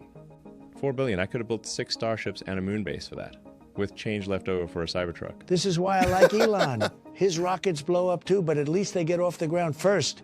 Very important distinction. Mine are rapid, unscheduled disassemblies. His was just a firework with a logo on it. Jeff, if you're watching, call me back, or just let Elon do it. He's better at this. How much to buy Blue Origin? Honestly, after today, probably $12. Offer made. Start low.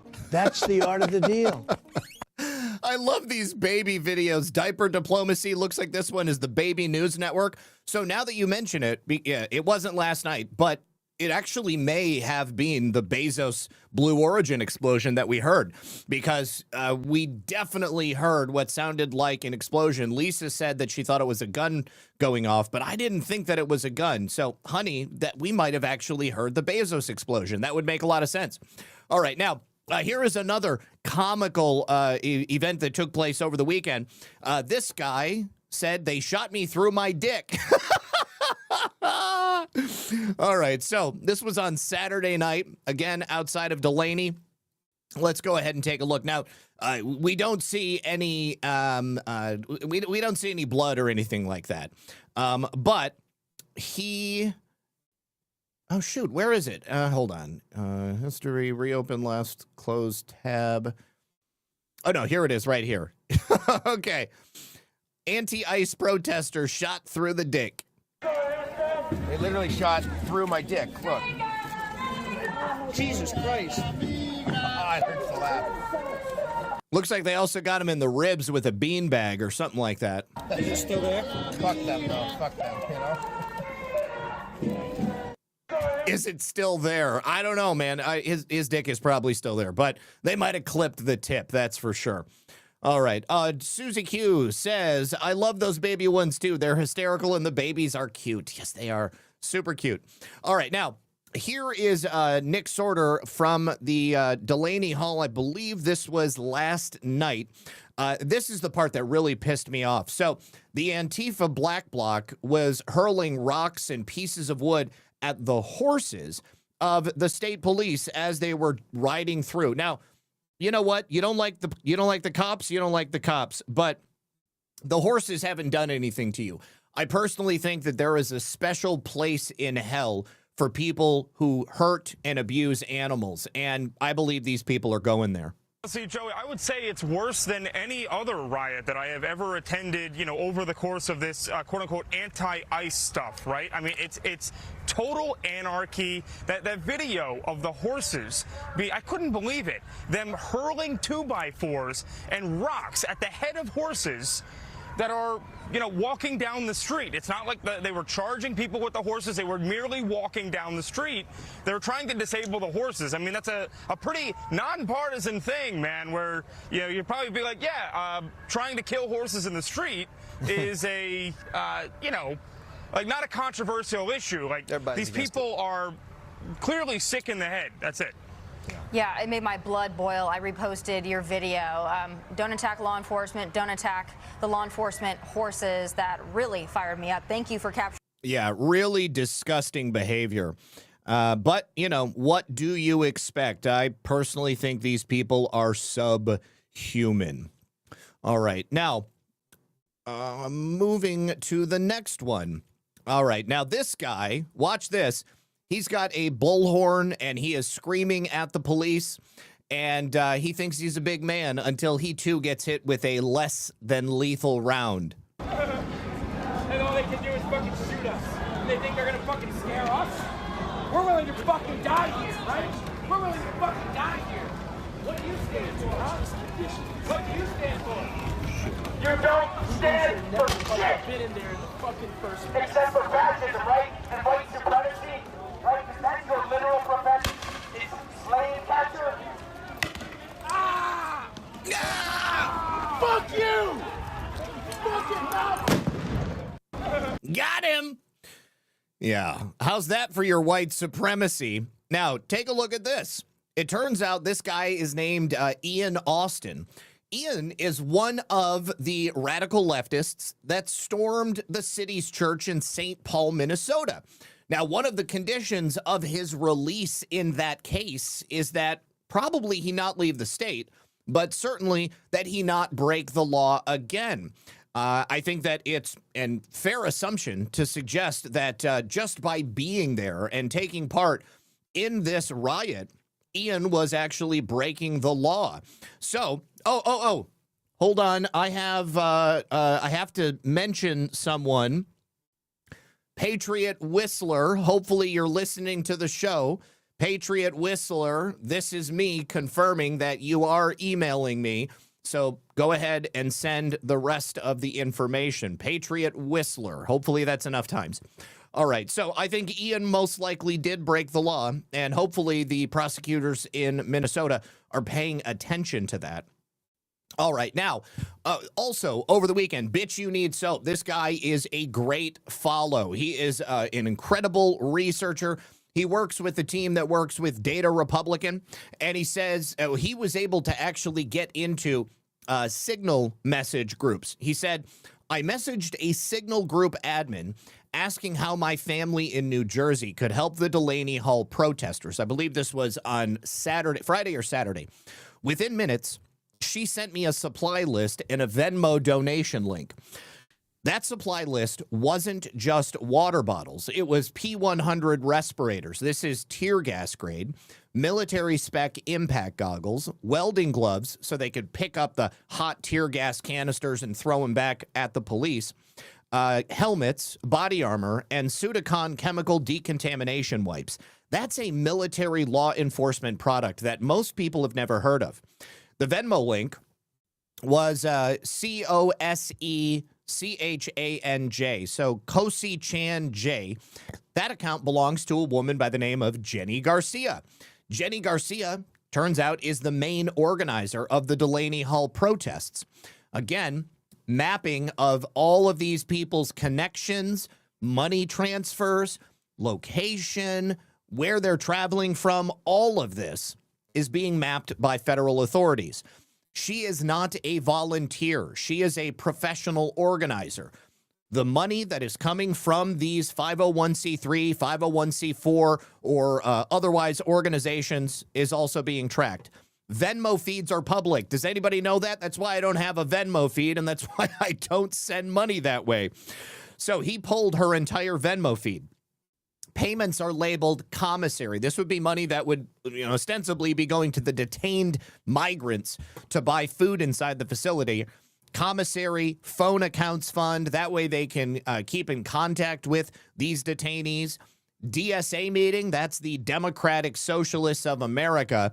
Mutual aid, FICE, Same account also has Uber rides, cumbia dance lessons, a cafe called Pika's Fika, protest donations, and personal spending, all on one feed, no separation. So the question, of course, becomes who pays Jenny Garcia? Well, she holds 3 titles at 3 different organizations. Detention Watch Network, that's a group based out of D.C. They've got $7.2 million in assets, and they are also funded by the Ford Foundation. AFSC, they are classified as a church. They have no public donors, but the Tides Foundation did give them $221,000 in grants. And then you have Cosecha, New Jersey. That's where the Kosich Chan J name comes from on Venmo. They have filed 2 990s, and they report $0 in salaries every year. Every officer, nobody gets paid.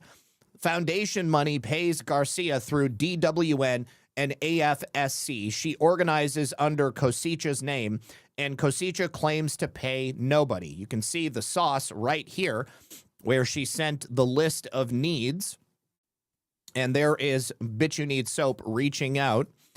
And then right here, we have Jenny Garcia's Venmo account, so you can actually go in there and look. I don't know if it's still up, but here is a picture from a video of Jenny Garcia speaking at some event. Jenny Garcia's information, along with all of the information from the Venmo, has, of course, been forwarded to authorities. I think that's probably going to come in very handy. Now, considering that we are mapping the network of money, you can see here from Nick Sorter's infiltration of one of these encampments at the New Jersey event, Antifa has tens of thousands of dollars worth of rioting supplies that, unfortunately for them, were abandoned because the New Jersey police cleared the area after the curfew. Funding for these things needs to be determined, and I fully believe that's what the DOJ is doing.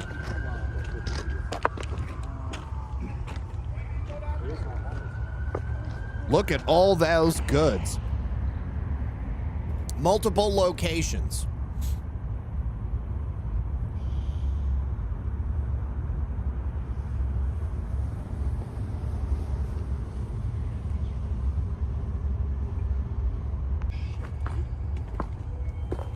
Earplugs. Emma F. from San Francisco. Goggles. Respirators. Masks. More masks. Maybe some shoes. The chemical wipes. Water.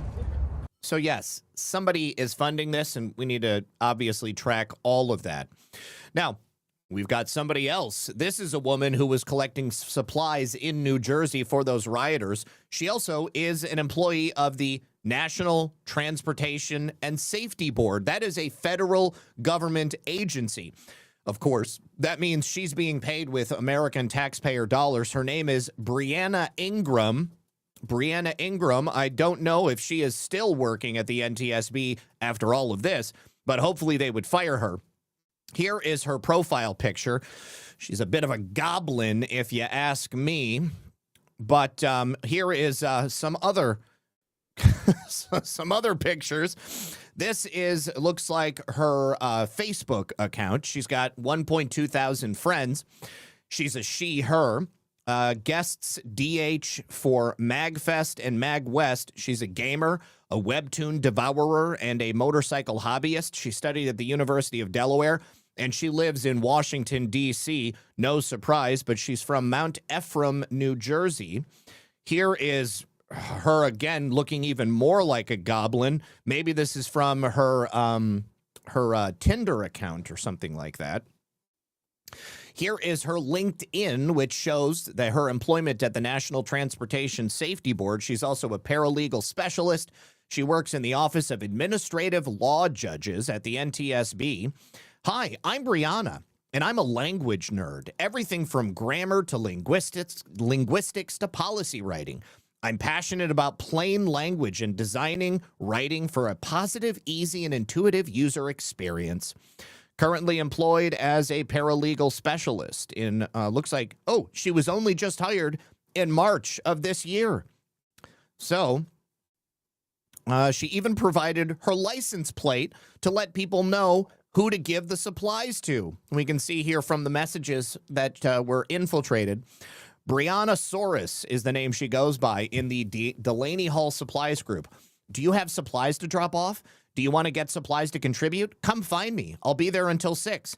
I need a BJ's card to get supplies. If you need a BJ's card to get supplies, I got you. And looks like she drives a bright purple Honda Civic with the license plate People Eater. PPLE 4TR. People Eater. Well, if there's trolls in here, Lisa, can you please take care of them? I can't track the chat right now. Oh, man, they're probably pissed off that we are doxing all of their suppliers. Oh, God, she looks even more like a troll right there. I love that they are getting these people. All right, now, moving on from that, we can go to another tweet from Bitch You Need Soap. Because it turns out, no surprise, they are scripting the outrage that these people are talking about in groups, in interviews, in their posts online. It's a creator brief that was being circulated to influencers, telling them exactly how to talk about the events at Delaney Hall. Rule number 1, don't call it a detention center. Call it a concentration camp. How many times have you heard that before? Rule number 2, don't call them detainees. Call them captives. Rule number 3, don't say people were arrested. Say they were kidnapped or abducted. Pre-written content hooks include, wake the F up, America. We are officially Nazi Germany. The brief provides 4 tiers of content creation, from like and share to record a direct-to-camera video, 8 accounts to follow for updates, dozens of pre-selected video clips sorted by platform, and a word-for-word core message every creator is supposed to repeat. It even tells creators to follow guidance on Delaney from Detention Watch Network. That's the same DWN with $7.2 million in assets and Ford Foundation funding we spoke about from Jenny Kosika. The name org that employs the main protest organizer, Jenny Garcia. Foundation money funds the organizer. The organizer runs the protest. Then a content playbook gets distributed telling influencers which words to use and which clips to share. That's not a grassroots movement. That is an organized insurrection. And you can see 50501 public announcement. Need your help to keep attention on Delaney Hall. Mainstream media is really not covering this, so it's up to us, friends. We know it's been hard to track the constantly escalating situation, so we put together this creator brief, which includes an overview of what's happening, a timeline of events, headlines, clips, hooks you can use in content, and content you can just help amplify if you don't have time to make something new. Please keep this attention on this. We can't normalize concentration camps in America, and we need to support the courage of the people inside who are on hunger strike demanding their freedom. And there's a website, a bit.ly link to the Delaney brief, bit.ly/Delaney brief. Let's go ahead and see if that's still there. bit.ly/Delaney brief. Oops. You need access to join. Okay, well, that's okay. I don't really care because we can actually just look right here. So this is all the tips and the content to amplify, the way to talk about it. So, okay, accounts on the ground to follow for updates. Here's why, Kevin. Who's King, Triv, Status Coup, Wally Talks, Alexandra.Cascio. I think that Jolly Good Ginger, Adam.Cry, and Hudson.Images. And then the timeline of everything that's happened, etc. TikTok accounts, Threads accounts, Instagram accounts, Blue Sky accounts, etc., etc., etc. Again, all of it has been handed over to the proper authorities. Now, finally, here's a clip from earlier today. This is Secretary of the DHS, Mark Wayne Mullins, confirming that ICE has arrested rioters who came all the way from Portland to agitate the brain-dead lemmings outside of the Newark ICE facility. Individuals that came in from Portland, not from New Jersey, came from Portland to lead.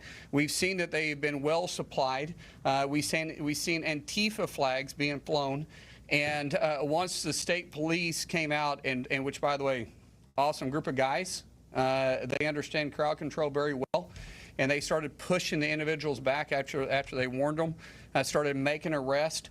You saw that the situation quickly got under control. And for us, when we first started calling, they were simply saying they didn't have the resources. And it's interesting to me that they finally found the resources and started clearing their streets. We can control our building. We can provide security for our own building. But if the city and state streets, that is their job to do. However, we will do it if we have to protect our employees, individuals. All right. Now, before we move on to the next subject, I have a very brief message from our friends over here on Rumble. Thank you very much for watching. If you guys haven't yet, do me a favor, hit that like button. You guys have probably noticed, but Rumble is growing fast. It's not going to be slowing down anytime soon. It's just getting bigger. So they're building a real alternative to big tech that puts creators first and actually protects free speech. I have never been censored once on Rumble.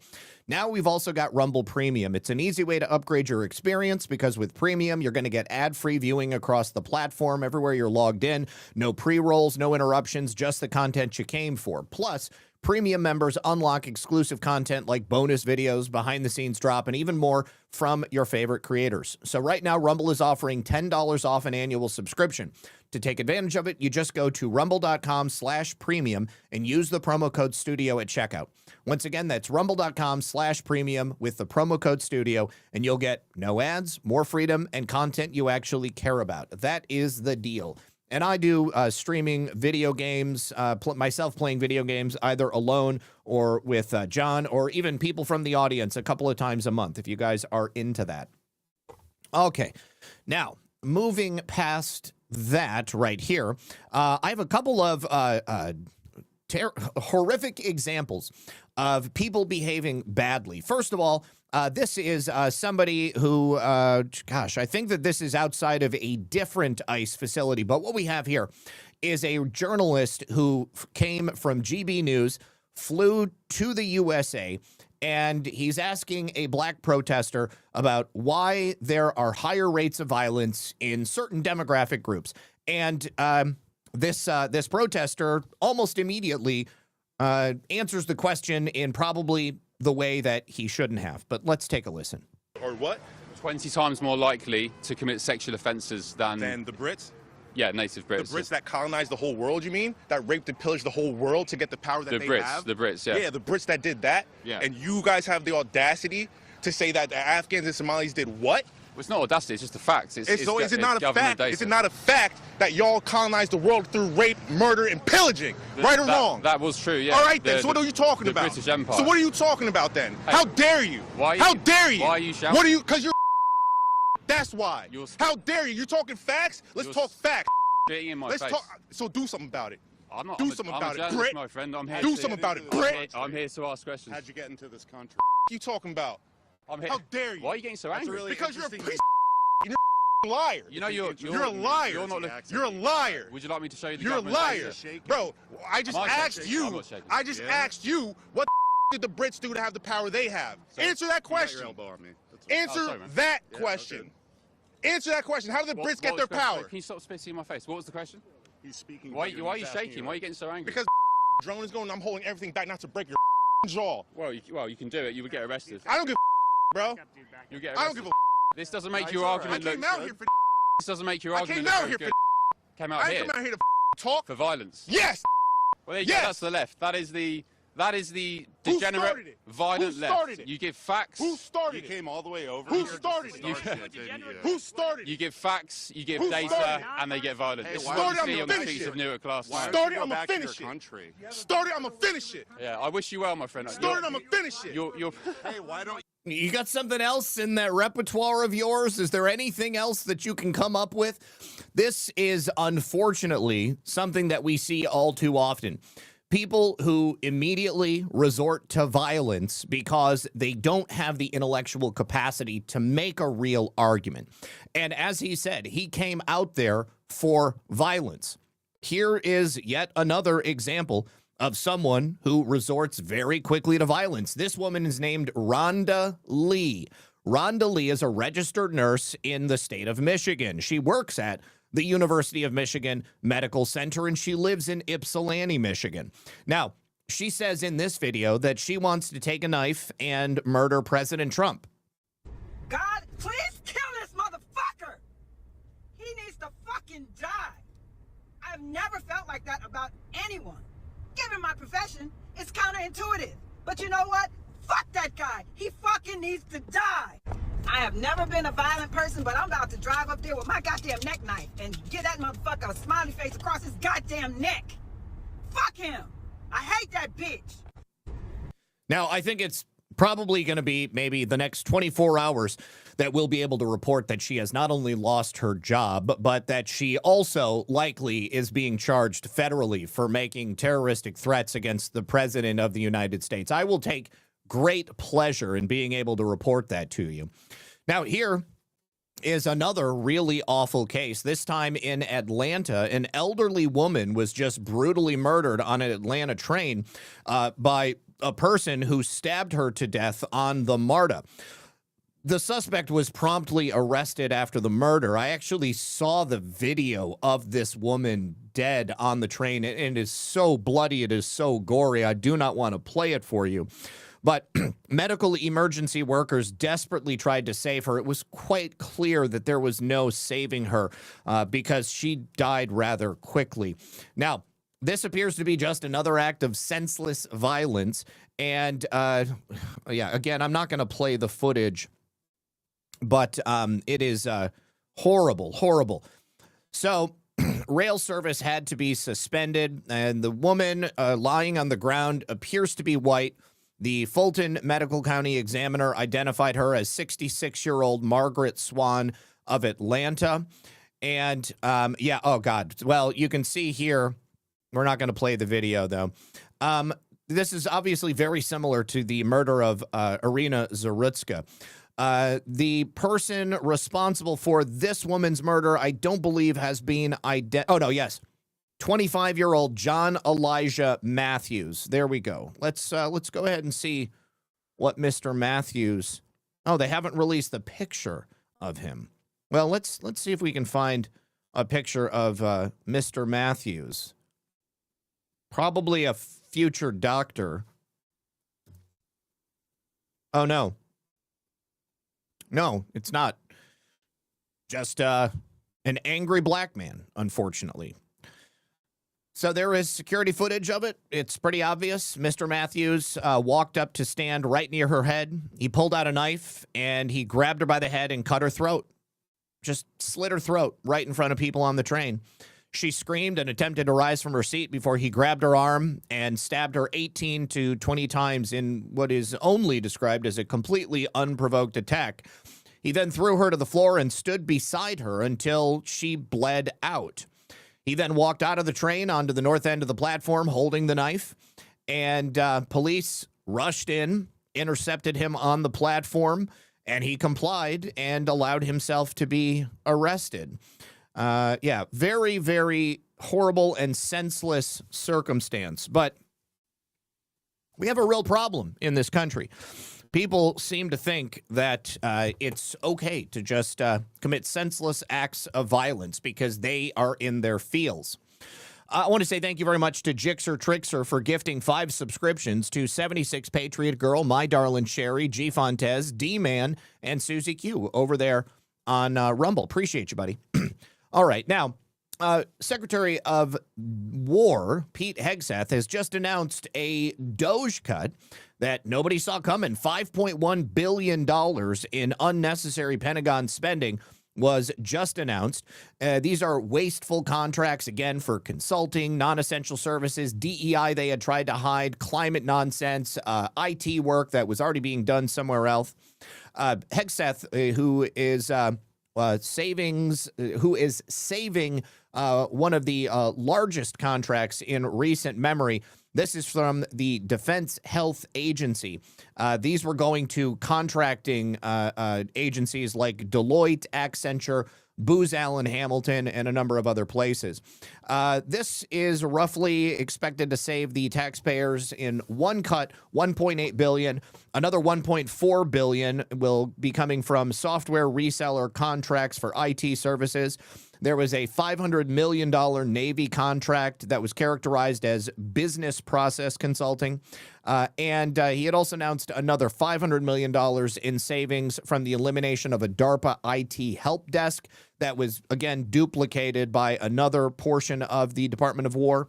Then there were 11 additional contracts tied to diversity, equity, and inclusion, climate programs, COVID-19 bullshit, and a series of other non-essential contracts. So, saving $5.1 billion, gotta love it. President Trump also announced President Trump showed some concept designs for the new drone port, which is going to be built on top of the new White House ballroom over the weekend. And President Trump right here says the White House ballroom drone port will safeguard Washington, D.C., and he warns Judge Richard Leon to dismiss the lawsuit immediately. In a lengthy Truth Social post from yesterday, President Trump claimed the proposed drone facility would be perhaps the most sophisticated anywhere in the world. Let's go ahead and go directly to President Trump's post. Where is it?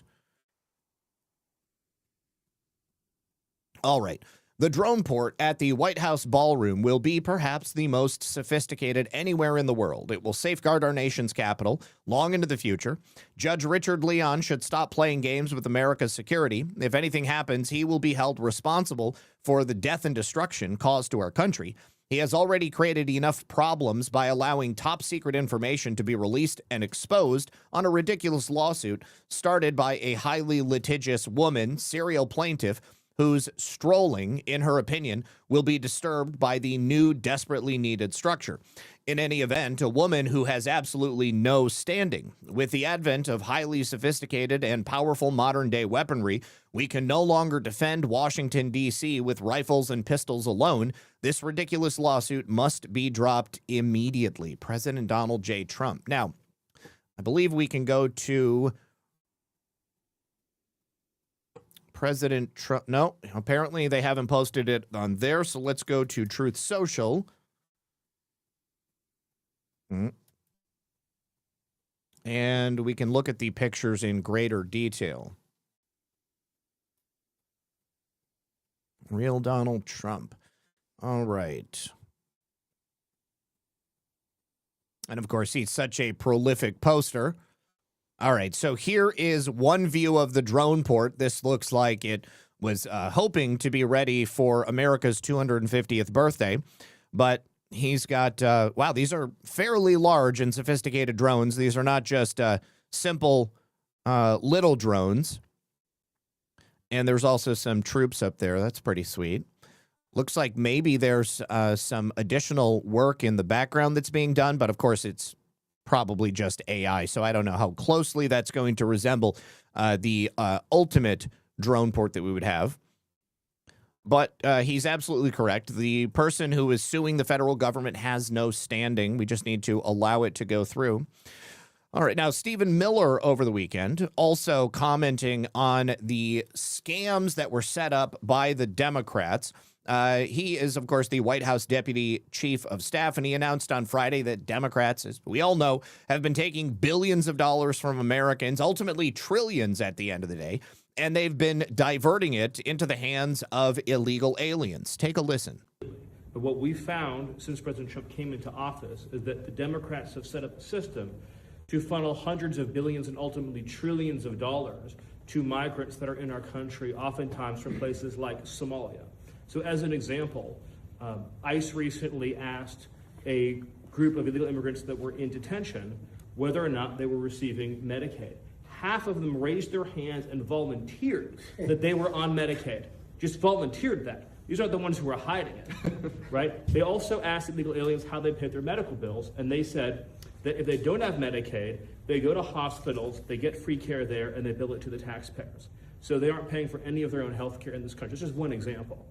And we've seen this over and over and over again. So under President Trump's leadership, and then of course with JD and the head of the FTC, Andrew Ferguson. We are going to see the first ever effort in American history to reclaim the ultimately trillions of dollars that were stolen from taxpayers.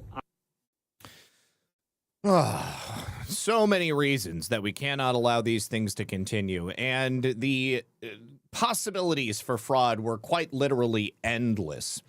Let me say thank you very much to Super D for the cookie over on Pilled. Thank you very much for that, brother. And let me do a quick refresh on my screens here. All right, now, the mainstream media, lots of accounts on social media have been pushing this attempt at creating a war in the White House between President Trump and J.D. Vance. I see it every single day. It's fairly transparent, and I never buy into any of it. But the New York Times was actually directly called out by the White House for an article that they had published suggesting that this was a real thing. On Saturday, they published an article titled, "Is J.D. Vance the White House front runner? Trump has questions." And it alleges that President Trump has doubts about J.D. Vance's ability to succeed him as president. There's a reason why they're doing this. For example, the Times claims that President Trump has doubts about whether Vance is capable of running a national campaign and scorned the vice president's initial opposition to the war in Iran. Of course, there's no evidence to back any of this up. It's all just, people who know. Now, while trying to divide President Trump and J.D. Vance, they tried to humiliate Vance by portraying him as a thin-skinned social media addict who was recently put in timeout by White House Chief of Staff Susie Wiles. In the article, they say, in meetings, Mr. Vance frequently scrolls his phone, and he uses social media to fight with his critics. The president frequently posts to Truth Social, but he does not spend time replying to people online as Mr. Vance does. Susie Wiles, Mr. Trump's chief of staff, recently advised Vance to take a break from social media, as have other officials in the West Wing, according to people familiar with those interactions, because the fighting was beneath his office. Mr. Vance said he took a break for Lent. But White House Communications Director and all-around certified-based individual, Director Stephen Chung, quickly exposed this claim as nothing but a crazy lie. He also noted that the Times refused to run the denial they already gave them. He said, "This isn't true. We denied it to the New York Times, and they refused to run our quote. Complete fake news. The supposed conversation never happened." The fact that the corporate media is working so diligently to drive a wedge between President Trump and J.D. Vance, I think it tells you everything you need to know. They are deathly afraid that the next presidential election might be won by someone who would continue to make America great again and implement the America First agenda. And in a way, J.D. Vance is almost more appealing to a greater group of Americans than President Trump himself even is, because of course he is just a little bit younger, and he doesn't have all of the baggage that comes along with him. They've been trying to destroy President Trump for damn near a decade at this point, and they've only just started targeting J.D. Vance in the recent years since he linked up with President Trump. So I think that they are deathly afraid of what might be coming in 2028. It should the Republicans win yet again. All right. Now, we also have a update from the Treasury Department. They've just sanctioned GEISA. This is the Cuban military conglomerate that controls the economy. And the Secretary of State, Marco Rubio, described GEISA, which is the Grupo de Administración Empresarial, S.A., as a Cuban military-controlled financial conglomerate that steals millions in aid for the Cuban people at the behest of the regime. The United States sanctioned GEISA on May 7th of this year in Executive Order 14404. President Trump signed it on May 1st, and the State Department issued the designations while the Treasury Department's Office of Foreign Assets Control, also currently looking into Hassan Piker and Medea Benjamin, also administered them. They were founded by Raul Castro, who was also recently indicted, and they are the economic arm of Cuba's Revolutionary Armed Forces, one of the country's most powerful institutions. Despite existing within a nominally socialist state, they operate under an opaque structure resembling a capitalist corporation, with subsidiaries incorporated in Panama, Cyprus, and Liberia so that they can bypass U.S. sanctions. They control an estimated 40% or more of the island's economy, with gross products representing close to 37% of Cuba's GDP. Total revenues 3.2 times greater than the annual Cuban state budget, and exports accounting for roughly 34% of the island's total. The Food Monitor Program is a formal complaint to the UN Special Rapporteur on the right to food, describing Geysa as a state within a state, accusing it of worsening hunger and malnutrition through monopolistic control and financial opacity. Geysa dominates Cuba's most strategic and profitable sectors through a web of subsidiaries: tourism through Gaviota, retail and wholesale trade through Cimex and TRD Caribe, and finance through Rayfin SA and Banco Financiero Internacional. It also controls remittances, logistics, port operations, all through the Port of Mariel, construction, transportation, and foreign trade. Its former chief, General Luis Alberto Rodriguez Lopez Calleja, the former son-in-law of Raul Castro, was separately sanctioned by the U.S. Treasury. They froze his U.S. jurisdiction assets and prohibited American persons from dealing with him. Leaked internal accounting documents reported by the Miami Herald showed Geysa had approximately $18 billion in current assets as of March of 2024, of which $14.5 billion sat in undisclosed overseas bank accounts, even as Cuba's broader economy collapsed. The U.S. State Department stated in May of this year sanctions announcement that Geysa controls up to $20 billion in illicit assets funneled into hidden overseas accounts, and that Geysa's executive president, Anya Guillermina Lastres Morera, is personally responsible for managing those assets internationally.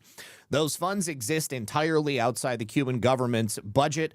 In 2024, Cuba's state comptroller was dismissed after 14 years in office, and the dismissal came after she publicly admitted that she lacked access to Geysa's financial accounts. The conglomerate is entirely exempt from government audit. There's the Cuban government, and they have a budget, Rubio told reporters, and then there's this private company that has more money than the government does. None of that money in the company goes to build a single road, a single bridge, provide a single grain of rice to a single Cuban, other than the people that are part of Geysa. Separate leaked documents revealed that Geysa's affiliate, Almest, redirected public funds and foreign loans into hotel construction, even as Cuban hospitals faced a 70% shortage of essential medications. Geysa's retail arm, TRD Caribe, La Cadena de Tiendas Caribe, is the military's primary storefront network across the island, operating exclusively in dollars or freely convertible currency. The average monthly state salary reached 6,649 Cuban pesos in 2025. That's approximately $18 at the informal exchange rate, against a basic food basket costing more than 37,000 pesos. Between 80 and 90% of Cubans earning pesos are effectively locked out of TR Caribe and its sister chain, Cimex, which together hold a monopoly over Cuba's hard currency retail sector, capturing foreign remittances and tourist money for the military. A Columbia Law School study found that between 2015 and 2022, Cuba's consumer price index increased 24-fold, while real wages fell 96%. The Libreta de Abastecimiento, the ration book that has existed since 1962, now covers roughly 10 days of food per month at best, having shed eggs, oil, meat, sugar, and rice from their quotas in 2024. Geysa also controls the official remittance pipeline through their subsidiary FinCimex, which offers recipients cards channeling money directly into military-run stores. By 2024, more than 95% of remittance flows had shifted to approximately 150 informal networks, offering better exchange rates outside state control, with Geysa capturing only 4.3% of total remittances through formal channels, which was down from a much larger share in 2019. So the response from the regime was to criminalize those informal networks, with the Ministry of the Interior dismantling several of them in 2025 to reroute flows back through Gesa-controlled channels.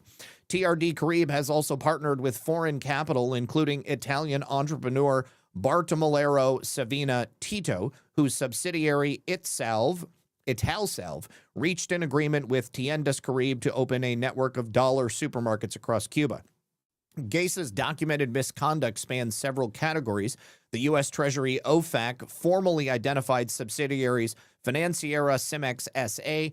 and Cave Coffee S.A. for using Panamanian incorporation to subvert U.S. trade restrictions, with foreign law firms and Swiss intermediaries serving as directors to provide legal cover. The Panama Papers linked family members of high-ranking Cuban military officials and Gesa itself to offshore companies exploiting Panama's weak beneficial ownership controls. Cuban economist Emilio Morales characterized Gesa's remittance operation as money laundering in substance, noting that roughly $50 billion routed through this network since 1993 came predominantly from Cuban immigrants in the United States, with proceeds funneled into military coffers rather than the civilian economy. So there we have it. They are probably not going to be too happy about that, but, what are you going to do? They're going to eventually have to give it all up because their downfall is preordained. All right, you guys, we're going to call it there. Oh, actually, Teresa Pagano drops another one. We'll watch that, and then we will have to go because I can smell dinner cooking in the kitchen. Let me pull up this video from Teresa. Some bullshit with shaking fist. He don't even know why he's so pissed. Oh, another liberal retard in Jersey. Get out of the way. You're dumber than dog shit. That's all we can say. Oh, have some more tear gas. How does it taste? You're dumber than dog shit. And a big panty waist. You goddamn terrorists should be locked up for life. Oh, another liberal retard in Jersey. Get out of the way. You're dumber than dog shit. That's all we can say. Oh, have some more tear gas. How does it taste? You're dumber than dog shit. And a big penny waist.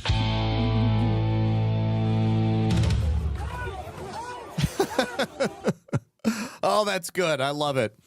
All right, you guys, don't forget about all of the other sponsors of the program. I got to bounce because I got to eat dinner, and you can join me tonight at 10:30 on Badlands for Baseless Conspiracies, or you can just be here tomorrow at 5 p.m. for another episode of Red Pill News Live. Until that time, good luck. God bless. Thank you for being here. Hit the like button on your way out, and I'm going to set up a raid. Peace.